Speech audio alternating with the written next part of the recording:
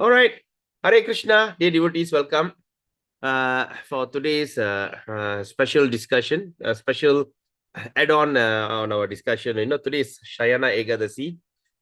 Okay, we are already live on YouTube. So I'm so grateful to each and every one of you for joining for today's session.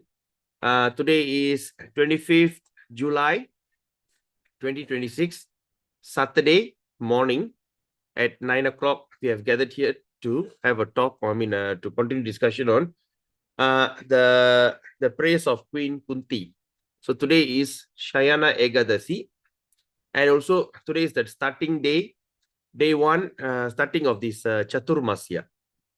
Chaturmasya is four-month fasting in the sense of every month we avoid certain kind of food.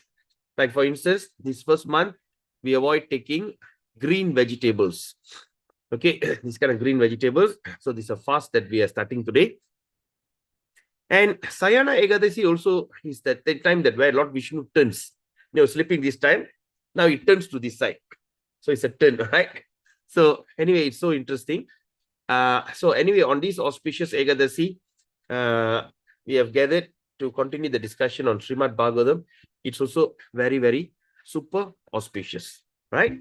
So before we start, do anyone would like to say something? Anybody would like to express your gratitude? I know that I didn't prepare anyone, but just impromptu anyone. All right. So since there's no one there, then I would like to express my gratitude. Okay, I'm so grateful to all my Siksha Gurus who have been inspiring me in so many ways. Like Pran Govinda Prabhu was one of the key instrument who have really taught me things to think outside the box. I'm so grateful to Krishna for not giving up on me, because there's so many times I thought of giving up. Okay, but I'm actually not so qualified at all. Not at all qualified. Not so qualified. And Srila Prabhupada was so kind enough to come to my to me. I first exposed to this Hare Krishna when I was around 1985. That's when that we got a book by Srila Prabhupada, Tamil Bhagavad Gita. And ever since then, that I've been like, always keep looking at the book. I say, who's this person who is surrounded by Western devotees? So somehow or other, just holding the book and staring at Srila Prabhupada, and I'm very blessed to have his eternal association. And I'm so grateful to my spiritual master, His Holiness Jayapataka Swami Guru Maharaj, for accepting me as his disciple. I'm so not qualified.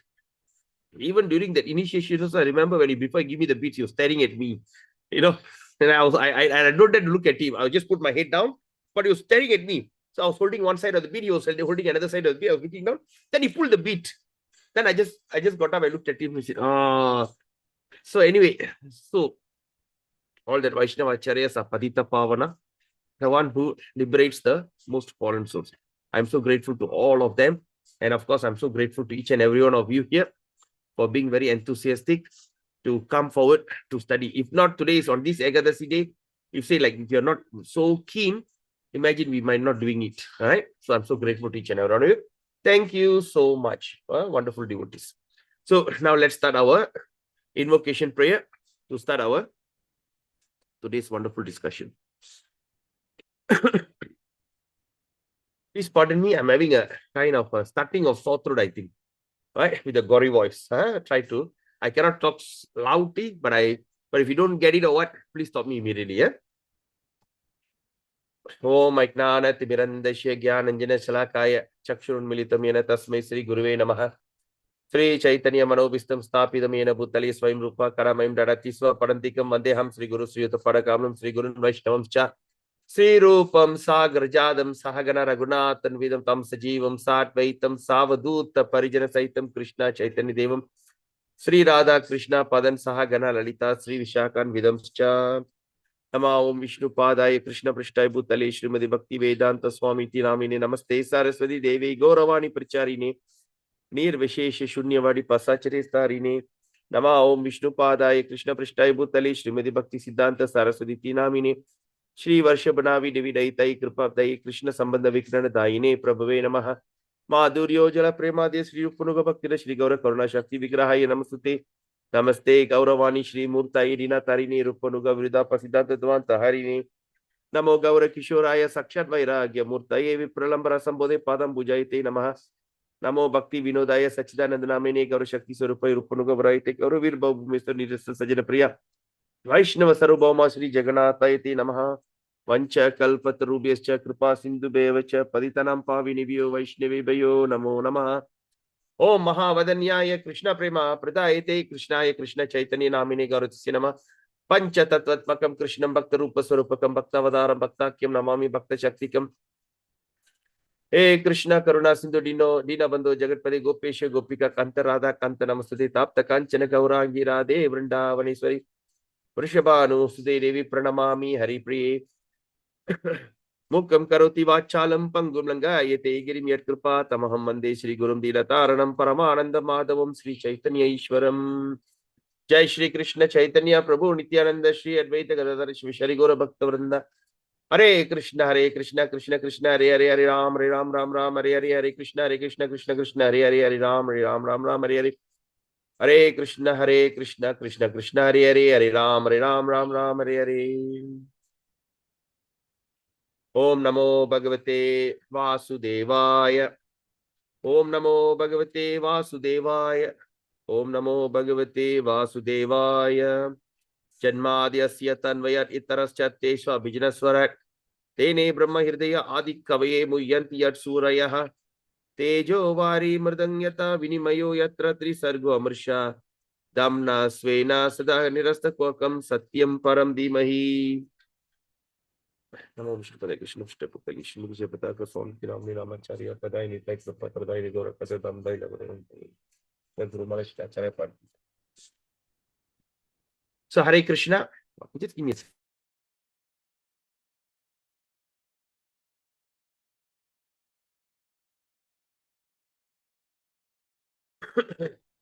Okay. Hare Krishna. So let me see. Yesterday, where is it?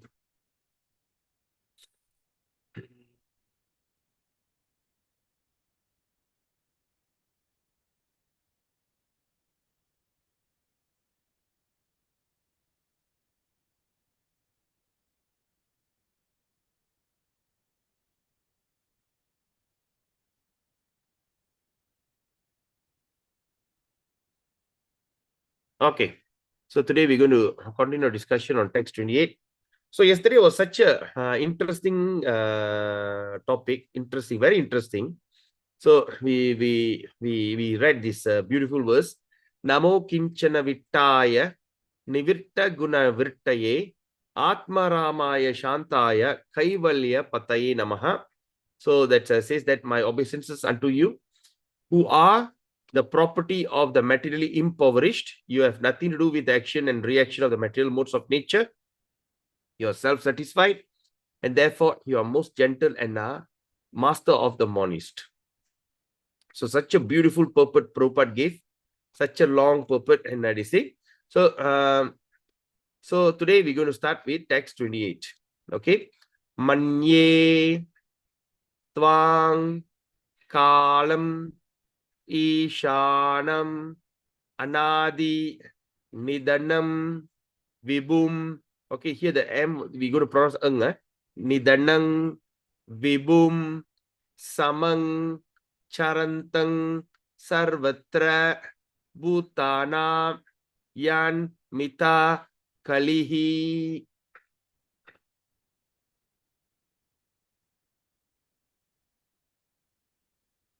Okay. Manye. Okay, just get the raga first.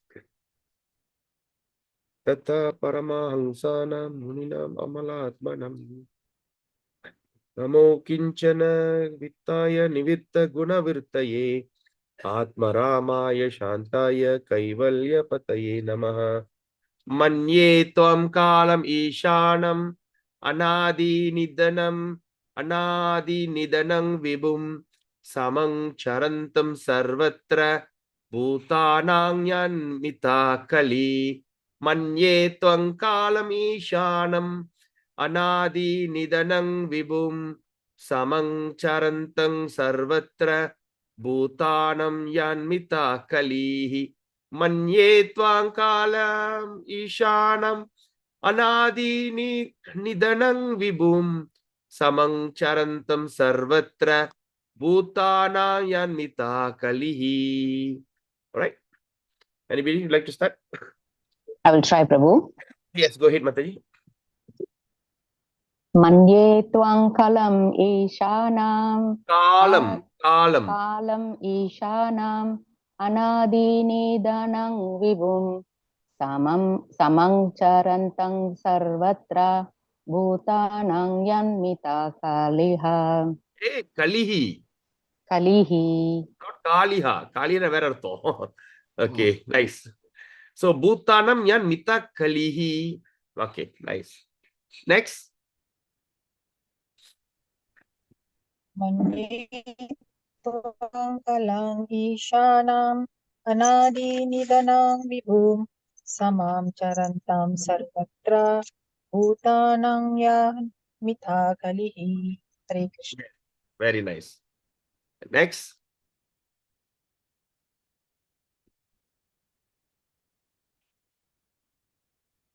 Anyone? Prabhu, Vaishnava Prabhu? Sadguna, yes, go ahead, Mataji. Sadguna Mataji. Namaras? Satyanarayan Prabhu? Can I try, Babu? Yeah, go ahead, go ahead. Today is a very powerful prayer. Manye tvam kalam ishanam anadi nadanam vibhum samam charantam sarvatra bhutanam yan mita kalihi. But this is kalam ishanam. Kalam ishanam. Kalam ishanam. Okay, Yeah. nice. Thank you. Krishna Prabhu. Go ahead. Manye tvam kalam ishanam ishanam Correct. anadi nidanam vibhum samam charantam sarvatra bhudanam yanmita kalihi. Yes, very nice. Satyanarayan Prabhu? Hare Krishna Prabhu. Hare Krishna. Manye twang kalam ishanam anadi nidanam vibhum samang charantang sarvatra bhutanam janmita kale. Ah, nice. Very nice. Namaras. Hare Krishna. Hare Krishna. Manye tvam kalam ishanam anadi nidanam vibhum samam charantam sarvatra bhutanam yanmita kalihi. Yes, nice. Kali. Actually, when you see when you see I with the H at the dot at the bottom, okay, Namaras. Yes, Prabhu. Behind there's a silent I. Oh, okay. Okay, Prabhu. So if it's a O means there'll be a silent O. So when we see this word like this, so like for instance, we see, okay, like for instance, this word, okay, A and H with dot. So mitaha. So this is I with H, there's a silent I here. Kalihi. Oh, I see. So whatever vowel that goes, there's a silent there. But you don't say it out, but you just like blow the air out. Like Bhutanam yan mitaha kalihi apdi varade. Bhutanam yan mitaha. So that means you don't mita. Mita the kat kalihi. All right. Okay, nice. Thank you, Prabhu. Welcome. Anyone else? Very powerful prayer. Today Ekadasi, don't miss it. Is that all? Vaishnava Kripa Prabhu have already done. Namaras, Chaitanya. Oh, okay. Lower your hand. Who else? Sundari Gopi Mataji. You want to try, Mataji? Oh, you're driving? Vishwamala? I will try, Prabhu. Yes, Jayaraman, Saranam Prabhu. Yes, go ahead. Manye tvam khalam isanam anadinidanam vibhum samam charantam sarvatra bhutanam yan mitah kalihi. Very nice. All right, I think that's all. No one else, huh? So, manye tvam kalam ishanam anadi nidanam vibhum samang charantam sarvatra bhutanam yamita kalihi. Manye, I consider tvam, your lordship, kalam, the eternal time, kala, okay, ishanam, the supreme lord, anadi nidanam, that means anadi means no beginning, that means eternal, and nidanam means no end.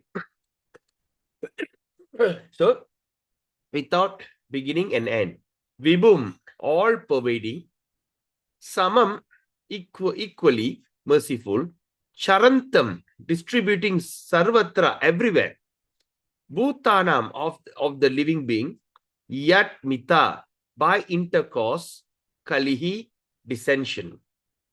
Anyone read the translation? Please read the translation, Prabhus and Mothers. My Lord, Krishna. Yes, go ahead. Who's that? Hare Krishna, Prabhu. Okay, My wait. Lord, I consider your lordship to be eternal time, the supreme controller without beginning and end, the all-pervasive one. In distributing your mercy, you are equal to everyone. The dissensions between living beings are due to social intercourse. Yes, thank you, Prabhu. Very nice. So here, Mother Kunti is saying, my Lord, I consider your lordship to be an eternal time. Okay. So Mother is saying, she's praying. Now she's saying, I consider your lordship. You are not an ordinary, you are extraordinary. You are eternal time. First thing. Then after that, she said, I consider your first, she said, I addressed him as eternal time, Kala. Then he says, supreme controller, Ishanam, Ishvara. And Anadi, without beginning and end. There's no, that means you don't have a start and you don't have an end. All right. Then you are all pervasive. Well, what's the word that you used here? All pervasive, all pervading, vibhum. All right, vibhum. Or sometimes we also call as vibhuti. Not that vibhuti that we put on your forehead. Vibhuti. Vibhum means all pervading. What is another name of all pervading? Can anyone tell me? Vishnu. Vishnu, correct. There's another term, Vibhum or Vishnu. It means that all pervading. That means he's in every atom, in everything. Okay. So he's all pervasive. That means without beginning and without end. Vibhum. Then after that, Mother says, in distributing your mercy. In distributing your mercy, how you distribute? You are equal to everyone. You do not what they call discriminate. See, now the sun is rising. When the sun rises, everybody, whether it's a devotee or non-devotee, karmi or mad, or whoever it is, everyone gets the sunshine. So in distributing your mercy, you are equal to everyone. That's why everybody is getting their food, even the sinners or what. Nobody goes, nobody's not comfortable. All right. So then after that, she says, then the last one, he says that, so charantam, distributing everywhere, bhutanam means of all living entities. Okay. So then you see the dissensions between the living beings are due to social intercourse. All right. The dissension means what? How we can understand dissension? Pirivu, right? Yes or not? My English editor, Vaishnava Prabhu. Yeah. Dissension means diversion, correct? Yeah. Eh? Like the difference of opinion. difference of opinion. Yes. Like in a government, I may dissent your order. I won't like your whatever law you pass. So that means the dissension means it's like disagreement, conflict, and all this. Exactly. Okay, very nice, very nice. So now your mercy, you're equal to everyone, but the dissension, we have a lot of dissensions, right? We have a lot of different of opinion. Some say this is God, some say that is God. Some say, why not this is God? Some say God is date. Some say there's no God. There's a lot of difference and conflict of opinion. But now Mother Kunti is telling, but these dissension or this conflict between the living being because of due to the social intercourse, right? So intercourse, we understand, right? Intercourse means like it's a sexual, okay? It is like merging. Okay, I don't know how else. Okay, it's like merge two entity get into one. So that means due to that association of the close proximate association, when all that things, when the social intercourse start happening, it start to produce different opinion. All right. Okay. Now let's look at the purport. Purport by our great Acharya Srila Prabhupada Ki Jai. So Prabhupada is explaining here. Guru Bhashya, Prabhupada Bhashya. He says, Kunti Devi knew that Krishna was neither her nephew nor an ordinary family member of a paternal house. Paternal house means what? A father's side house. So Krishna is Kunti Devi's brother's son. Okay, that's a paternal. Paternal means father side, maternal means mother side. So it's a family member of paternal district. So and she knew that she's not a nephew and she's not an ordinary family member. And she knew perfectly well that Krishna is primeval Lord. He's a supreme absolute person who lives in everyone's heart. He lives in everyone's heart as super soul or Paramatma. Okay. Now, another name of Paramatma feature we call as Kala or the eternal time. Right? So now what Prabhupada writes, say eternal time is the witness of all our good action, good or bad. So we cannot escape. Sometimes we can do something, you say, no one is watching, but time is watching, Kala is watching. Right? And thus, and due to that, resultant reaction are destined by him. So all the reaction, whatever the result that a person has to go to, all the destination given by him. Okay. Now let's look into this in detail. Okay. Now let's look at this. Okay. Now let me get this color. Okay, this is nice. All right. Okay. So let's look at number one. So Krishna, what Kunti Devi says, Krishna is neither the nephew nor ordinary man. And she knew perfectly well that Krishna is the primeval Lord, the supreme absolute everywhere. And he lives in everyone's heart. Okay? As super soul or called as Paramatma. Okay. So now we are talking about Paramatma. And that Paramatma feature it is called as Kala or time. Okay. And Kala or eternal. And this Kala or eternal time is the witness of all our actions, good or bad. And according to the resultant, the destination given by him. All right. So now, when we look at this statement here, what we can understand. So we are taking Krishna as Paramatma. Oops, battery. Okay, just give me a second.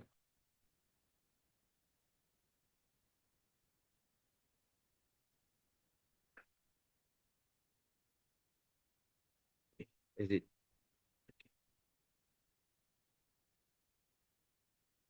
Just give me a second.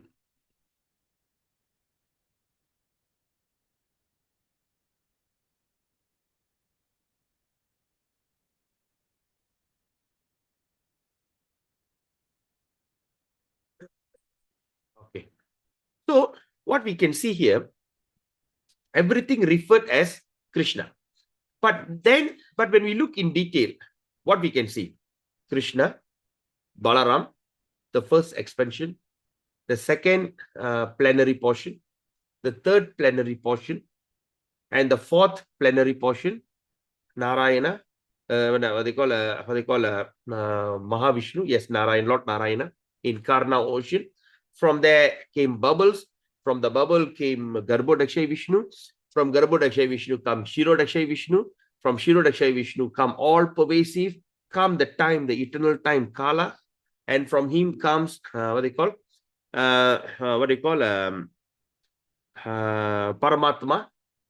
And where is Krishna and where is this Paramatma?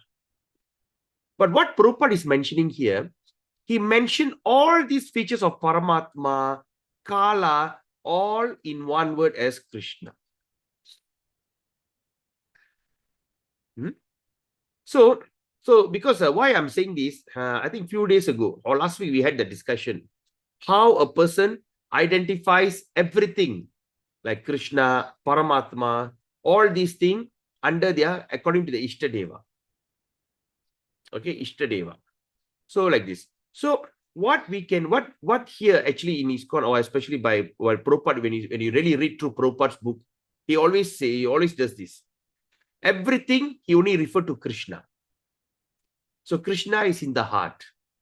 Krishna is all pervading. Krishna decides your destination. Krishna forgives. Krishna uplift. So all these kind of things. Okay. Do you understand what I'm saying, Prabhus and mothers? Do you get it? According to last week's, I'm continuing from last week's discussion.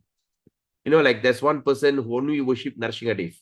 For him, nothing but Narsinga. Like Hanuman, only Ramachandra. So what happened if Hanuman reached this? Oh, Ramchandra is in everyone's heart, is in primeval Lord, is a Kala. You understand? Do you get me? Put a thumbs up if you get me, what I'm saying. Oh, okay. All right. Okay, great. Okay. Now let's continue. So he says, it is, then Prabhupada writes here, he says, it is no use saying that we do not know why and for what we are suffering. There's no use. Why? Why am I suffering? Why am I going through this kind of struggle? There's no use talking about it. Right? There's no use talking about it. Okay, why all this is nothing happening to us? Why we are suffering?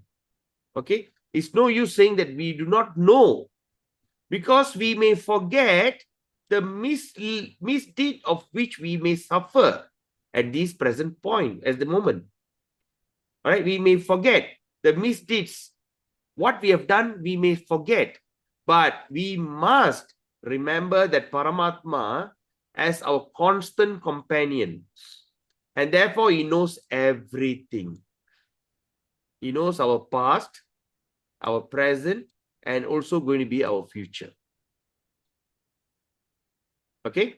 And because of the Paramatma feature of Lord Krishna, he destines all action and reaction. He is the supreme controller also. Without his sanction, not a blade of grass can move. All right, not a blade of grass can move. The living beings are given as much freedom as they deserve. The living being, they're given as much freedom as they deserve, and misuse of that freedom, we sometimes misuse that freedom and that is the cause of suffering. Right? So what we can understand from this, right? Let's look at this. Now, number one.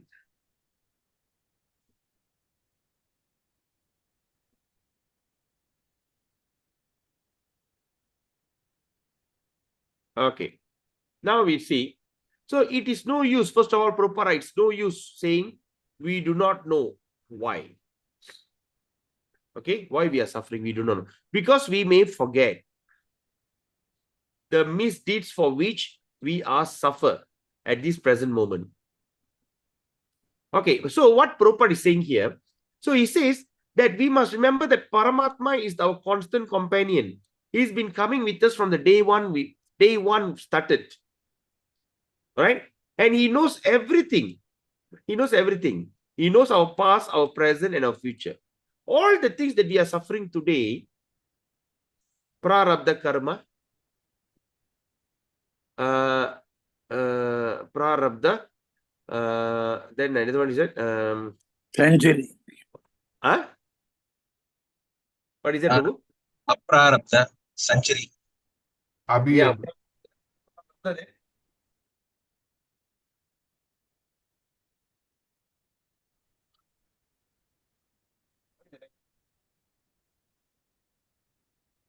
I just translate to English. So it says that prarabdha, aprarabdha, then another one is what? Century.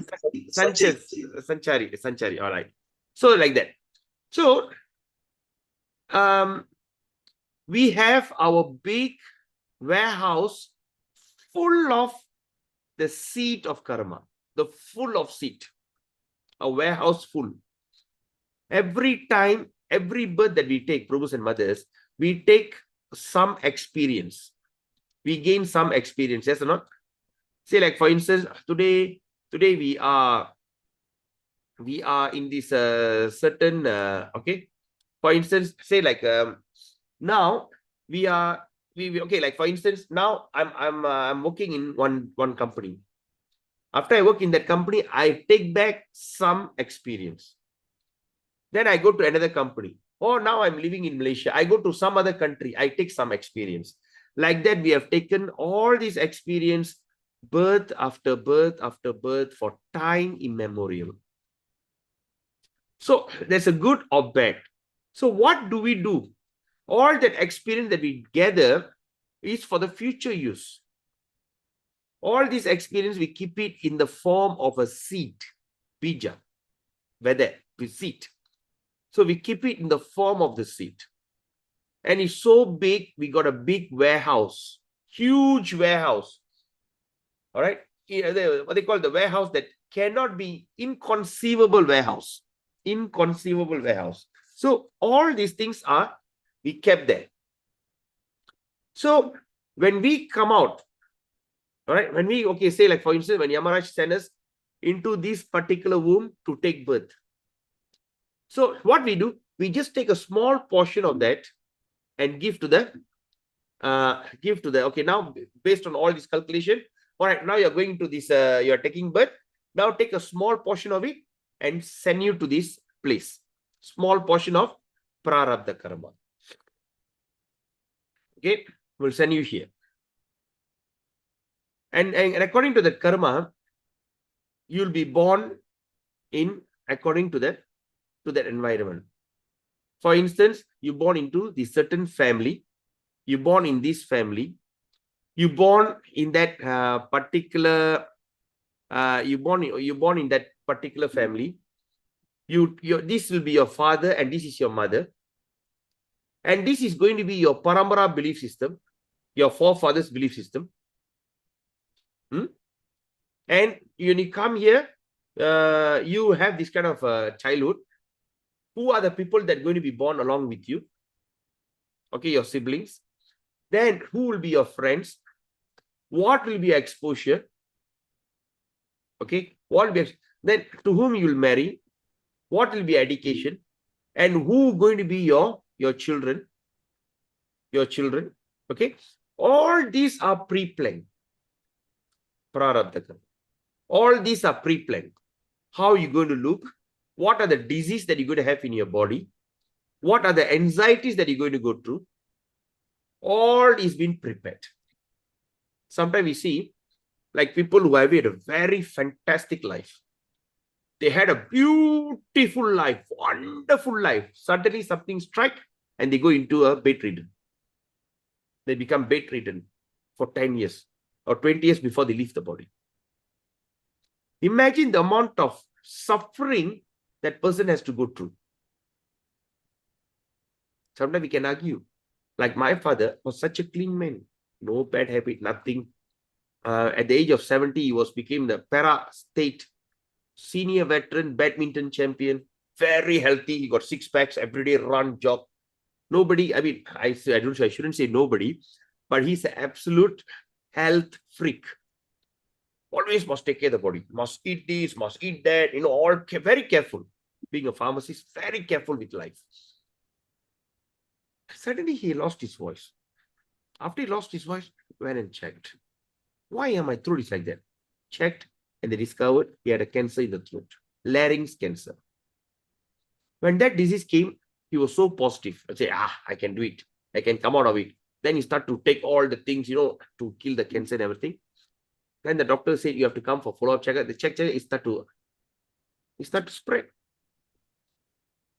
Then even they scraped off, they removed the larynx, they put up. Still, he died. So that's when my brother-in-law was saying, what is this? Are you sure there's God or not? What nonsense is this? There's one other part of family. Why there's no God?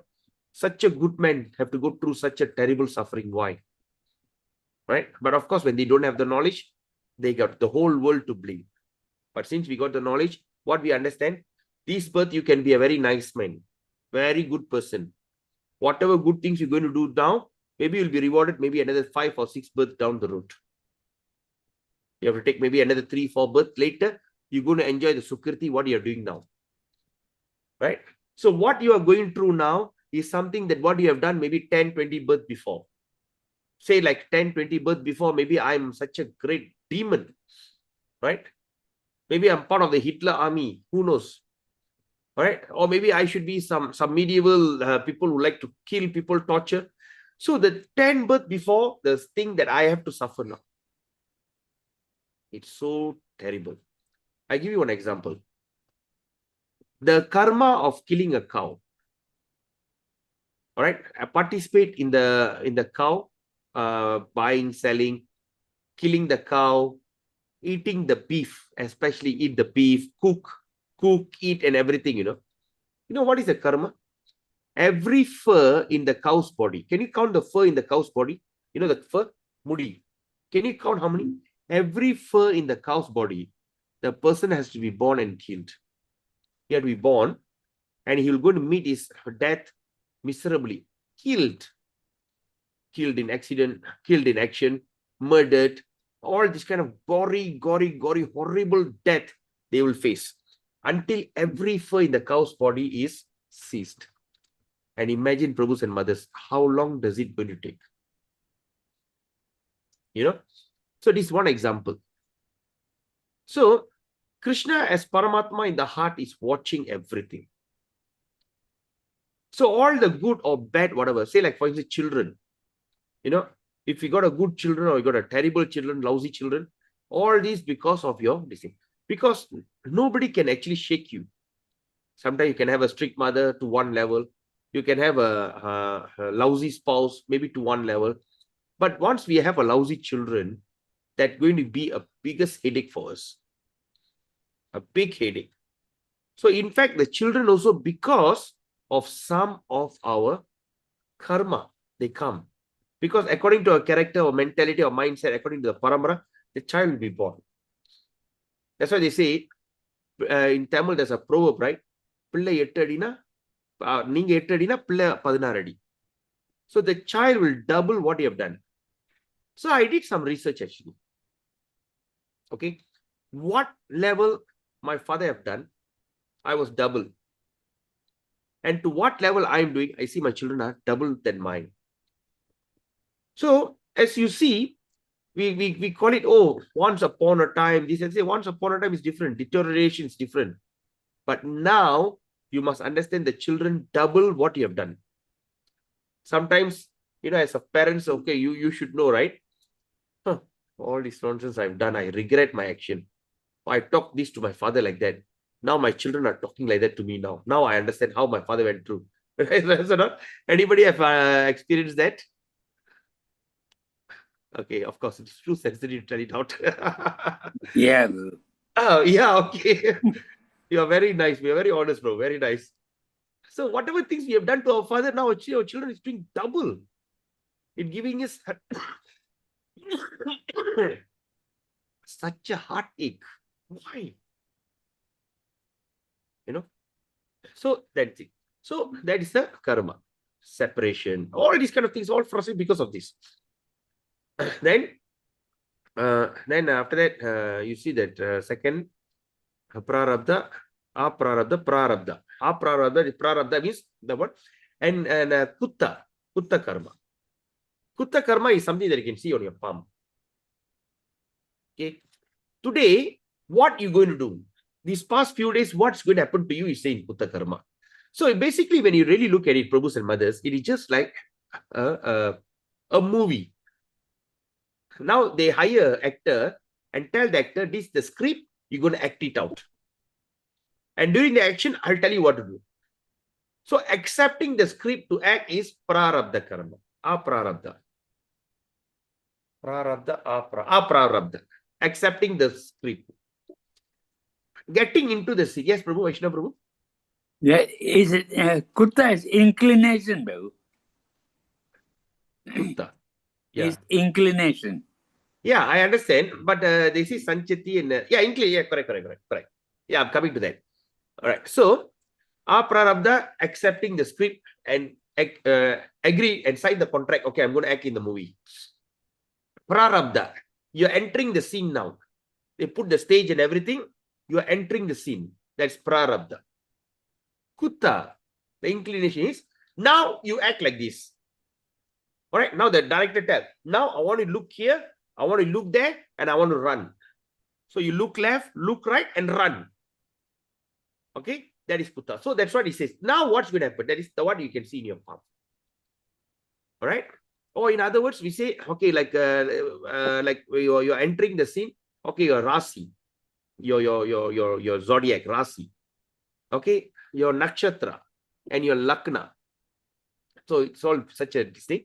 So anyway, we don't talk about it. So what I'm saying is, this is what. So Prabhus and mothers, we have to remember this one thing. We have been predestined. We have been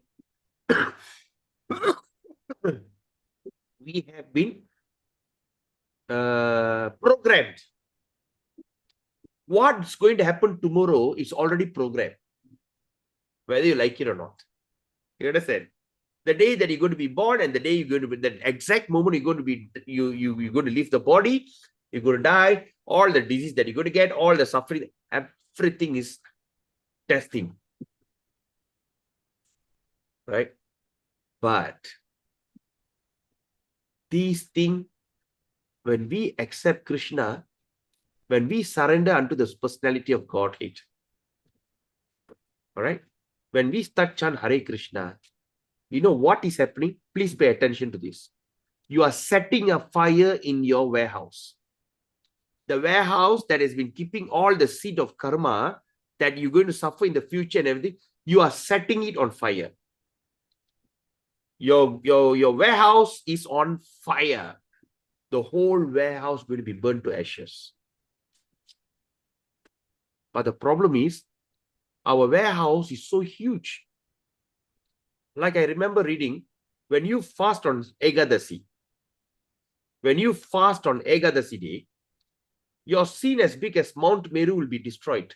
The Mount Meru, the one that holds the material universe. We will study that in the following cantos. Very interesting.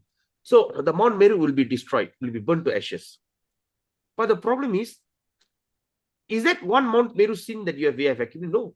We have accumulated millions and tons and tons and tons of sin. So many tons of sin. Like today, Ekadasi, if you go to take one grain and put in your mouth, you have to consider you have done all the sin in the world. All the sin that you can think of. It lives in one grain of rice or one grain of this thing.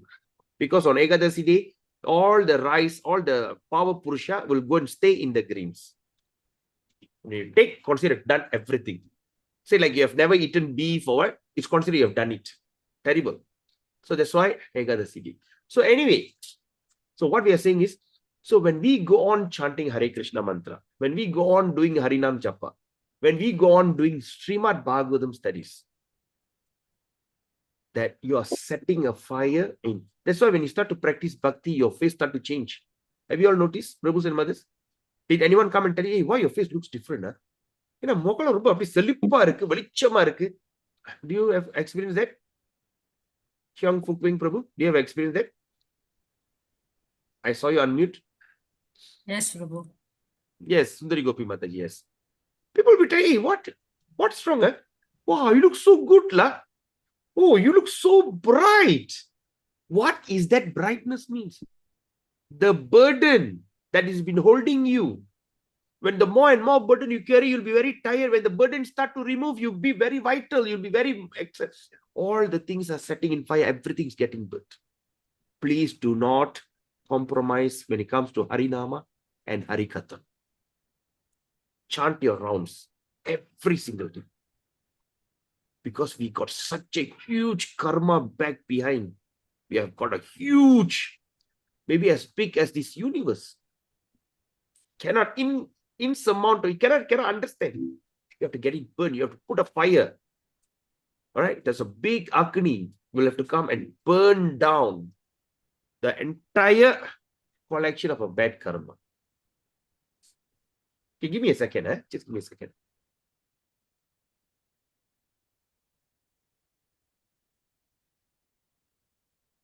All right. So now what happened? The entire collection of that thing has to be burnt.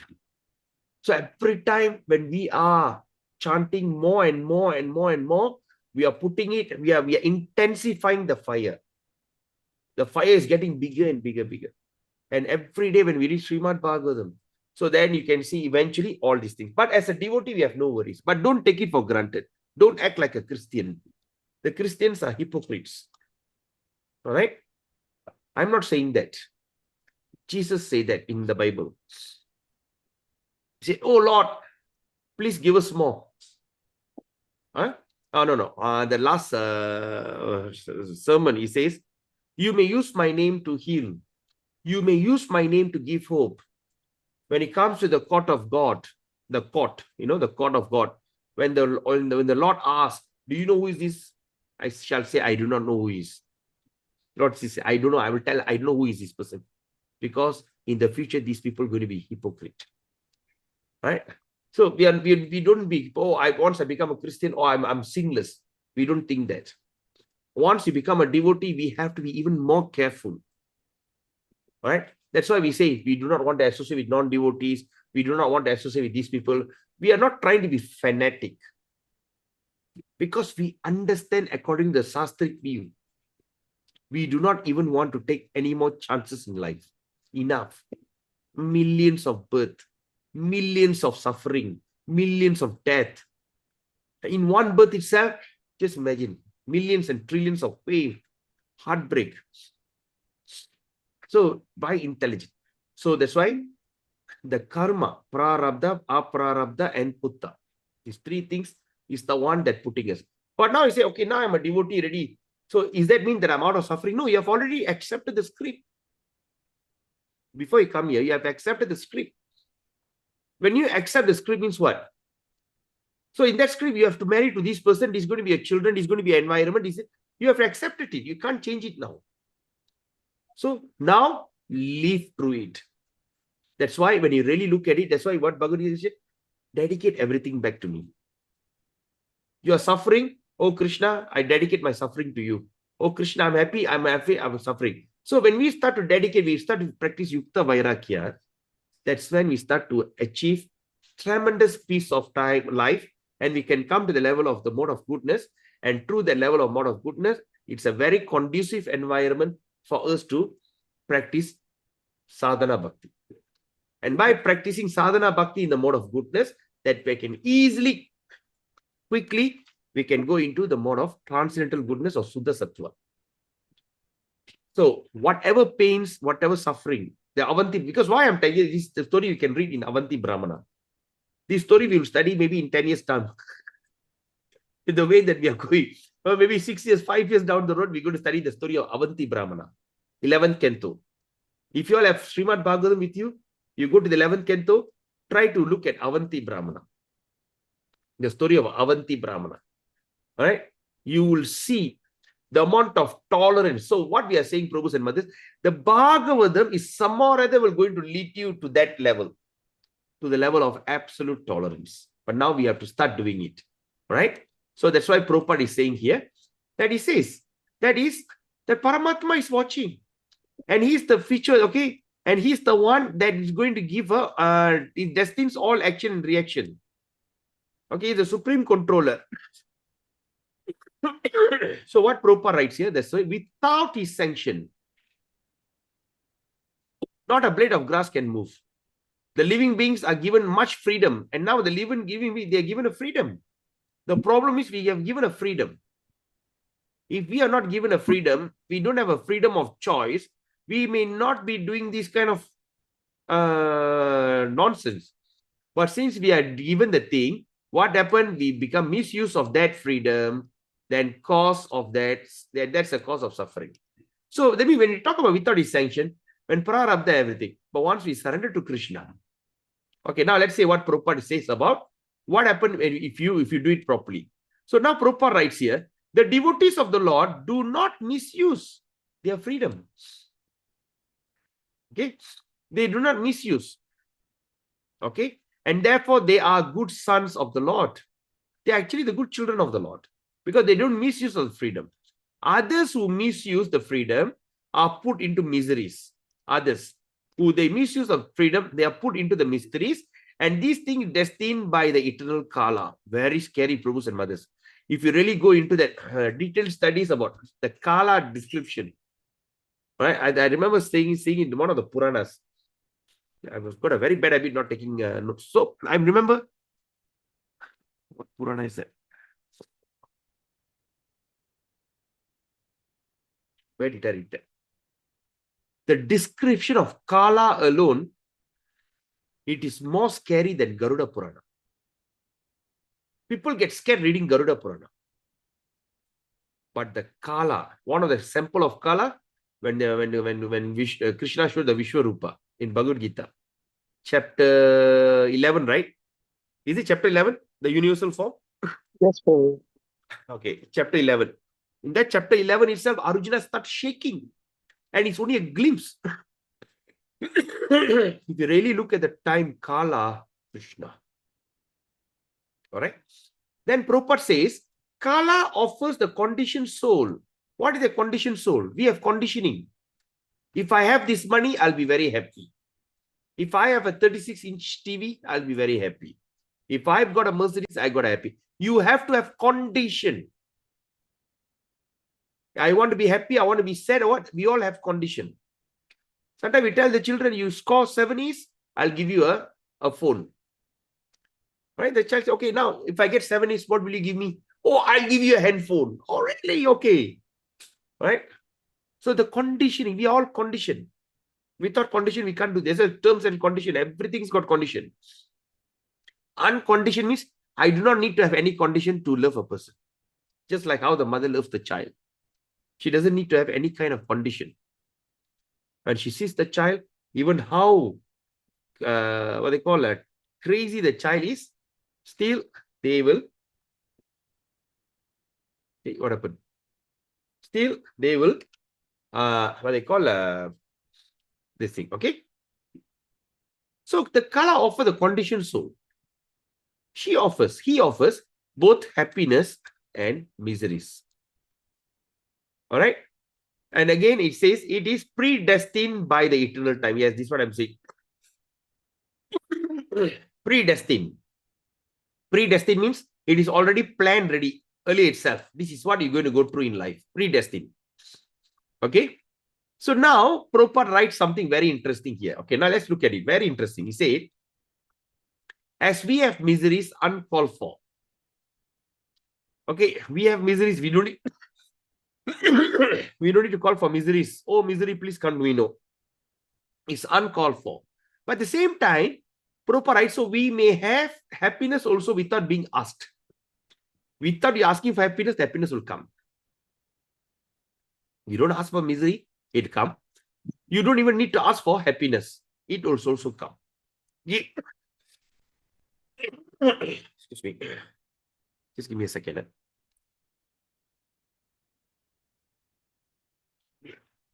So the happiness still will come. Because you know why? They are all predestined by Kala. All pre-planned. Right? Then Prabhupada say, no one is therefore either an enemy or a friend of the Lord. No one is an enemy and no one is a friend. Everyone is suffering and enjoying the result of his own destiny. Own destiny. So this destiny is made by the living being in cause of social intercourse. Right? In the source of social intercourse. Right? Say like for instance, we have seen like, I did a thesis for my Bhakti Sastri on Ishopanishad, right? I wrote, but I was so scared, maybe they'll fail me. But of course, they said, you are right. Just like what happened in India. The boy born in a very highly respectable family, all right? Very cultured family. They study so hard in the dream of going to America. But once they go to America, and due to the social intercourse, they lose everything. When my wife was sent to America by the government, when she went there, she's met some Indians and she make friends. One of my cousins there, so she took and introduced. They went to the house. No, they went out. They went to the restaurant. They said, well, and that guy born in Trichy, India, to a very orthodox family. The wife also matchmake, not allowed to fall in love, matchmake by the parents. And while they're having, and suddenly the wife asked my wife, she said, ma'am, would you like to have a steak? Here, the steak is good. And she said, what? But we as Indian, we don't take half done, well done or what. We just get it really cooked one.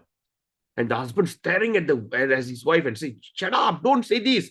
Because you see that my wife looked like real kampong. Huh? Said, don't say this to her. She said, what? She said, look here, she don't eat beef. My wife was like, shocked. What?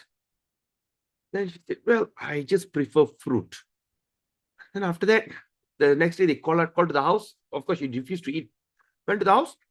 The mother, the old lady, after he went to America, she became very American. She said, we every Friday, every Saturday, we are vegetarian. Every Friday and every Saturday, we are vegetarian. I went to the house, the wife is boasting, oh, my husband, he makes a very good hamburger. The way he marinate and grill the beef, oh, nobody can do that, Like that. Right? Because of that social intercourse, they lose their dignity. Right? So anyway, so everyone wants here to be the Lord. So they want to come here. What they want? Everyone, actually, everyone. They want to become the Lord. So just tell me. I mean, I'm not saying anything, but what I'm saying is, in the temple, we want to become a president. We want to become the leader. All right? Or at home, we want to be the leader. Or in any social function. All right? In social function. And it's very surprising, Prabhus and mothers. My mother, she's one of the founding member of Tamil Writer Association in Ipoh, Para Writer Association. My mom was a founding member. And imagine my mother's teacher is still alive. She's 96, 97 years old. She's still active and move around. During the last general election, she said that since she's one of the founding member, that she should stand as a president. And my mother is telling, wow, such an elderly person. And still, then I was thinking, wow, even at that age of 96 or some 95, 96, her desire still there, very strong to become a lord, to become the ruler, to become the president, to become the leader. So somewhere or other, if we just check and balance, as I always say, write your journal. Is there anything that you have a desire to lord it over? All right. So everyone's desire. Even a dog also wants to cover their area. parameter. This is my area. You don't come in. If another dog comes in, they go chase. Even the cat. Right? So everyone wants to become to be the Lord over the material nature. And thus, because of that, everyone creates his own destiny. So when you want to become the Lord, you are creating your own destiny according to your mind and your thought. What is your main desire? What is your main desire? Right? We have so many desires, but what is your main desire? The ultimate desire. You take the form according to the ultimate desire. You take next birth. How? Under the supervision of the Supreme Lord. He is all pervading, Vibhu. He is all pervading. And therefore, he can see everyone's activity. And because the Lord has no beginning, no end, he knows also the eternal time Kala. So when we can see, now what we see, when he can see everyone's activity, when we are sincerely asking for his mercy, asking to serve the Lord, and through that mercy, we will get a form that is the eternal form. Because when we are migrating from this condition, material condition, go to that the eternal, the spiritual space, right? So we have to, that's why what Krishna says, only he can give the Sukriti.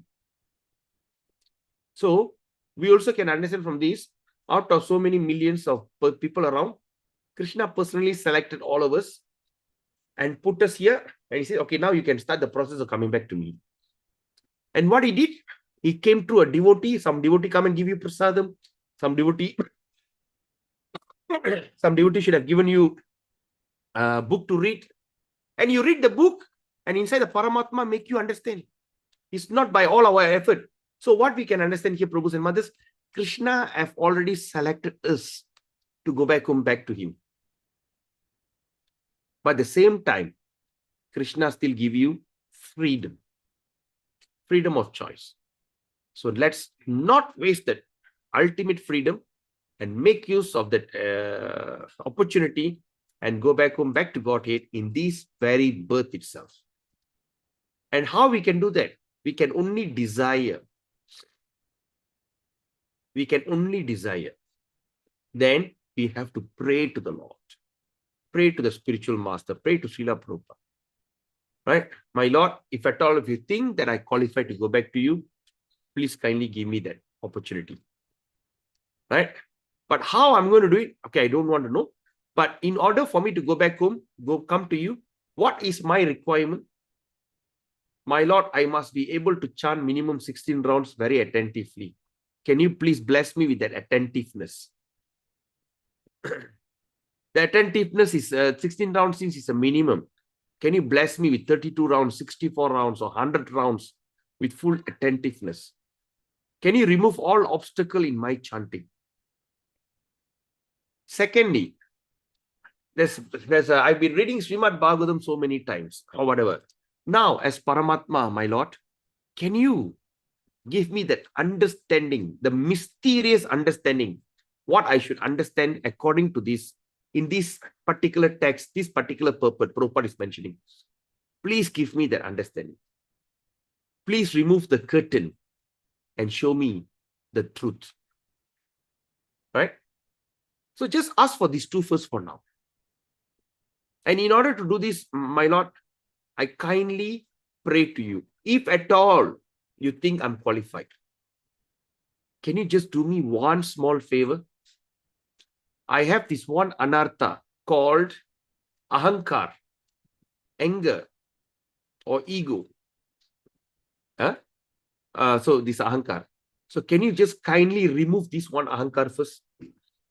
Right? What is your weakness in your heart? Pray to Krishna. Remove that weakness for me so that I can pay attention to this. When you can chant very attentively, when you can understand the mystery of Bhagavatam, and you ask one anarthas to remove from your heart, when Krishna says, okay, it looks like you're very serious about it. Okay, I'll give it to you now. I'll grant you. Right? Because everybody around the world, oh, I want this, I want that. Such a noisy. No, he'll be sitting and see everybody's like noisy, like a frog,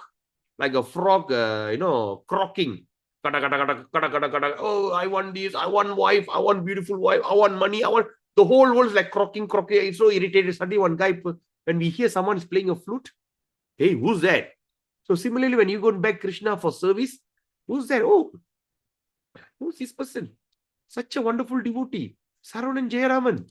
Oh, what do you want, my son? Oh, I want the. Oh, yes, yes, yes. But people are crying. Hey, you shut up. He just concentrate on you. And he said, okay, Saran Jayaraman, I will give you whatever things you ask. I give you Sukriti. I give you understanding of the Bhagavatam. I give you the attentive japa, everything. You ask that, I give it to you. Because these three small things is enough to get rid of all the other unwanted things. All right? You also have to put effort. Don't ask miracle. Krishna, why not? I close my eyes, I open my eyes, everything disappear. Give me the strength, give me the power to move on. All right? So with that, we have already done 29 and 28. Any questions, Prabhus and Mothers? Is there any questions? Any comment? So whatever happens to us, we know is prarabdha karma. Now I'm chanting Hare Krishna. Why I'm suffering? Because of Kutta. You have already accepted the sin. You have accepted to act in the movie. You have to do it. You have signed the contract. Right? Then you tell yourself, next time, when this kind of director come, I will never accept the contract. Anniki, that day he told me you're going to act this movie, you're going to do this. But now when it comes to reality, he asked me to do something else. But the problem, you have signed the contract. You cannot come out of it. So you repent. Never mind. The next time, I will read through the script properly before I sign the contract. So similarly, now we have taken this birth. Just move on with this birth. Every second, every moment, carry on this life with full Krishna consciousness. All right? Any questions? Any comment?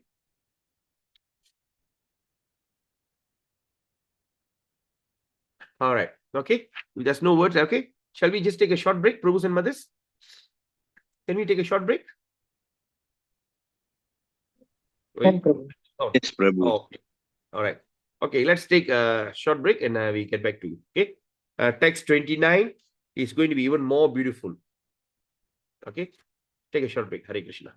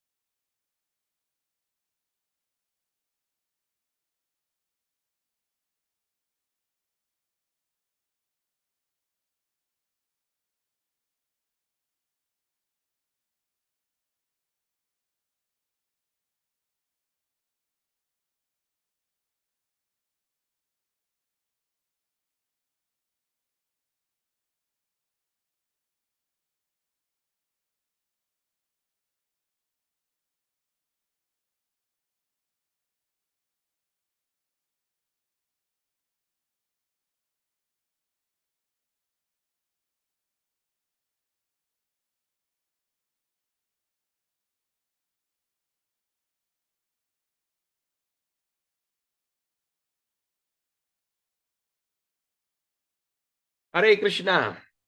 Are we back? Yes, Prabhu. Right. Hare Krishna. All right. So let's continue. The next one, text 29.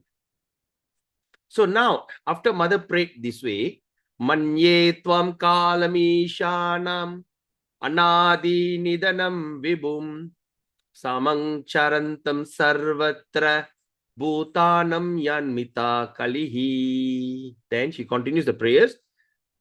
Aveda kaschid bhagavang chikirshitam taveha manasya nirnam vidambanam nayasya kaschidayitosti karhichit dveshascha yasmin vishamatir nirnam na veda kaschid bhagavangs. Okay, this is how we're going to pronounce this thing.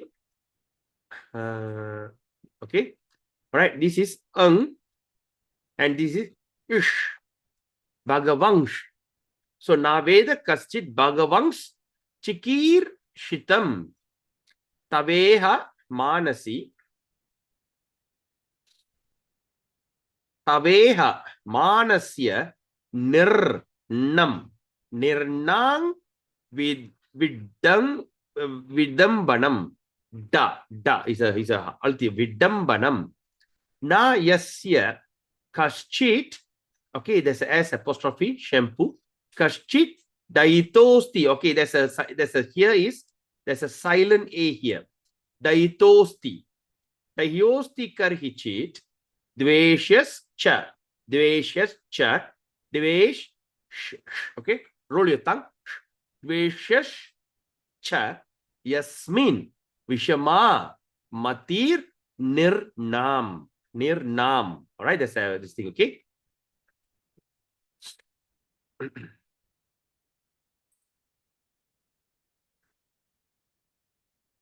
Okay. Okay, let's try. Yeah. Please mute. Rajendran Prabhu, please mute. Yeah. Keep your phone muted. Okay. All right. Now let's do this.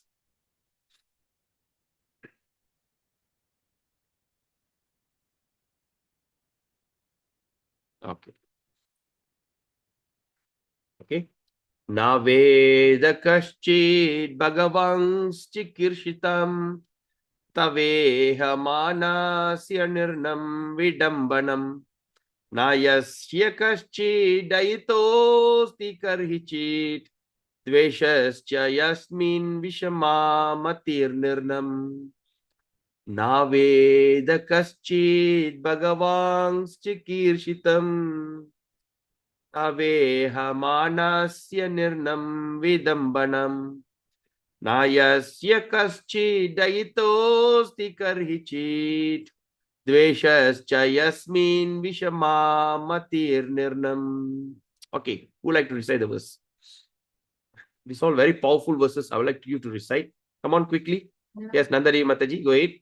Naveda kaschid bhagavangschikirshitam taveha manasya nirnang vidambanam nayasya kaschid dayitosti karhichit dveshyascha yasmin vishama matir nirnang.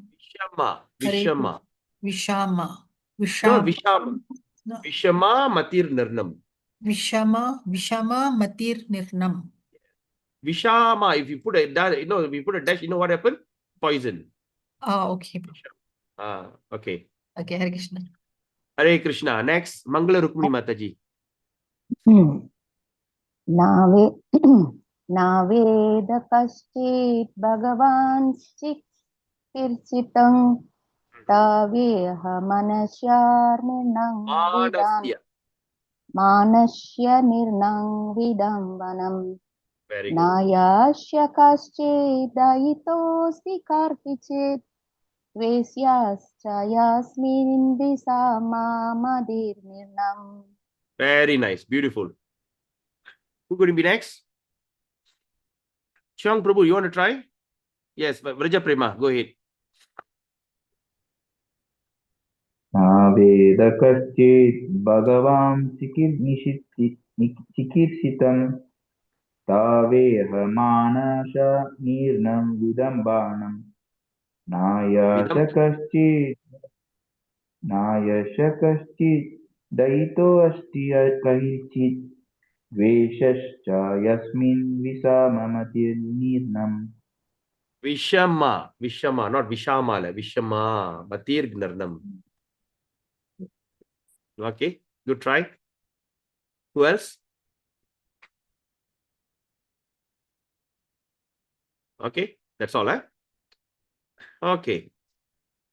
Naveda kaschid bhagavan chikirshitam taveha manasya nirnam vidambanam na yasya kaschidayitosti karhichit dveshascha yasmin vishama matirnam.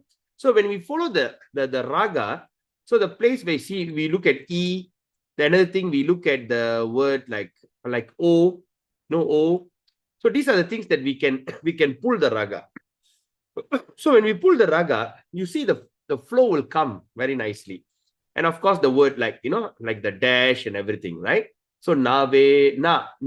So we see E, we pull the raga. Naveda kaschit Bhagavan Chiki. Okay, there's I. Chikir Taveha E, right? Taveha Manasya Nirnam Vidambanam Nayasya Kaschi Dayito. Okay, there's O. Nayasya Kaschi Dayito Stikar Hichit. Dveshas, okay, Dveshas cha yasmin vishama matir nirnam. All right. So anyway, as we go on, we can able to do it. Na does not. Veda, no. Kaschit, anyone. Bhagavan, O Lord. Chikirshitam, past times. Tava, your. Iha manasya, like the worldly man. Nirnam, of the people in general. Vidambanam, misleading. Na, never. Yasya, is. Kaschit, anyone. Dayita, object of specific favor. Ashti, there is. Karhichit, anywhere. Dvesha, object of envy. Cha, and. Yasmin, unto him. Vishama, partiality. Matihi, conception. Nirnam, of the people. Please read the translation.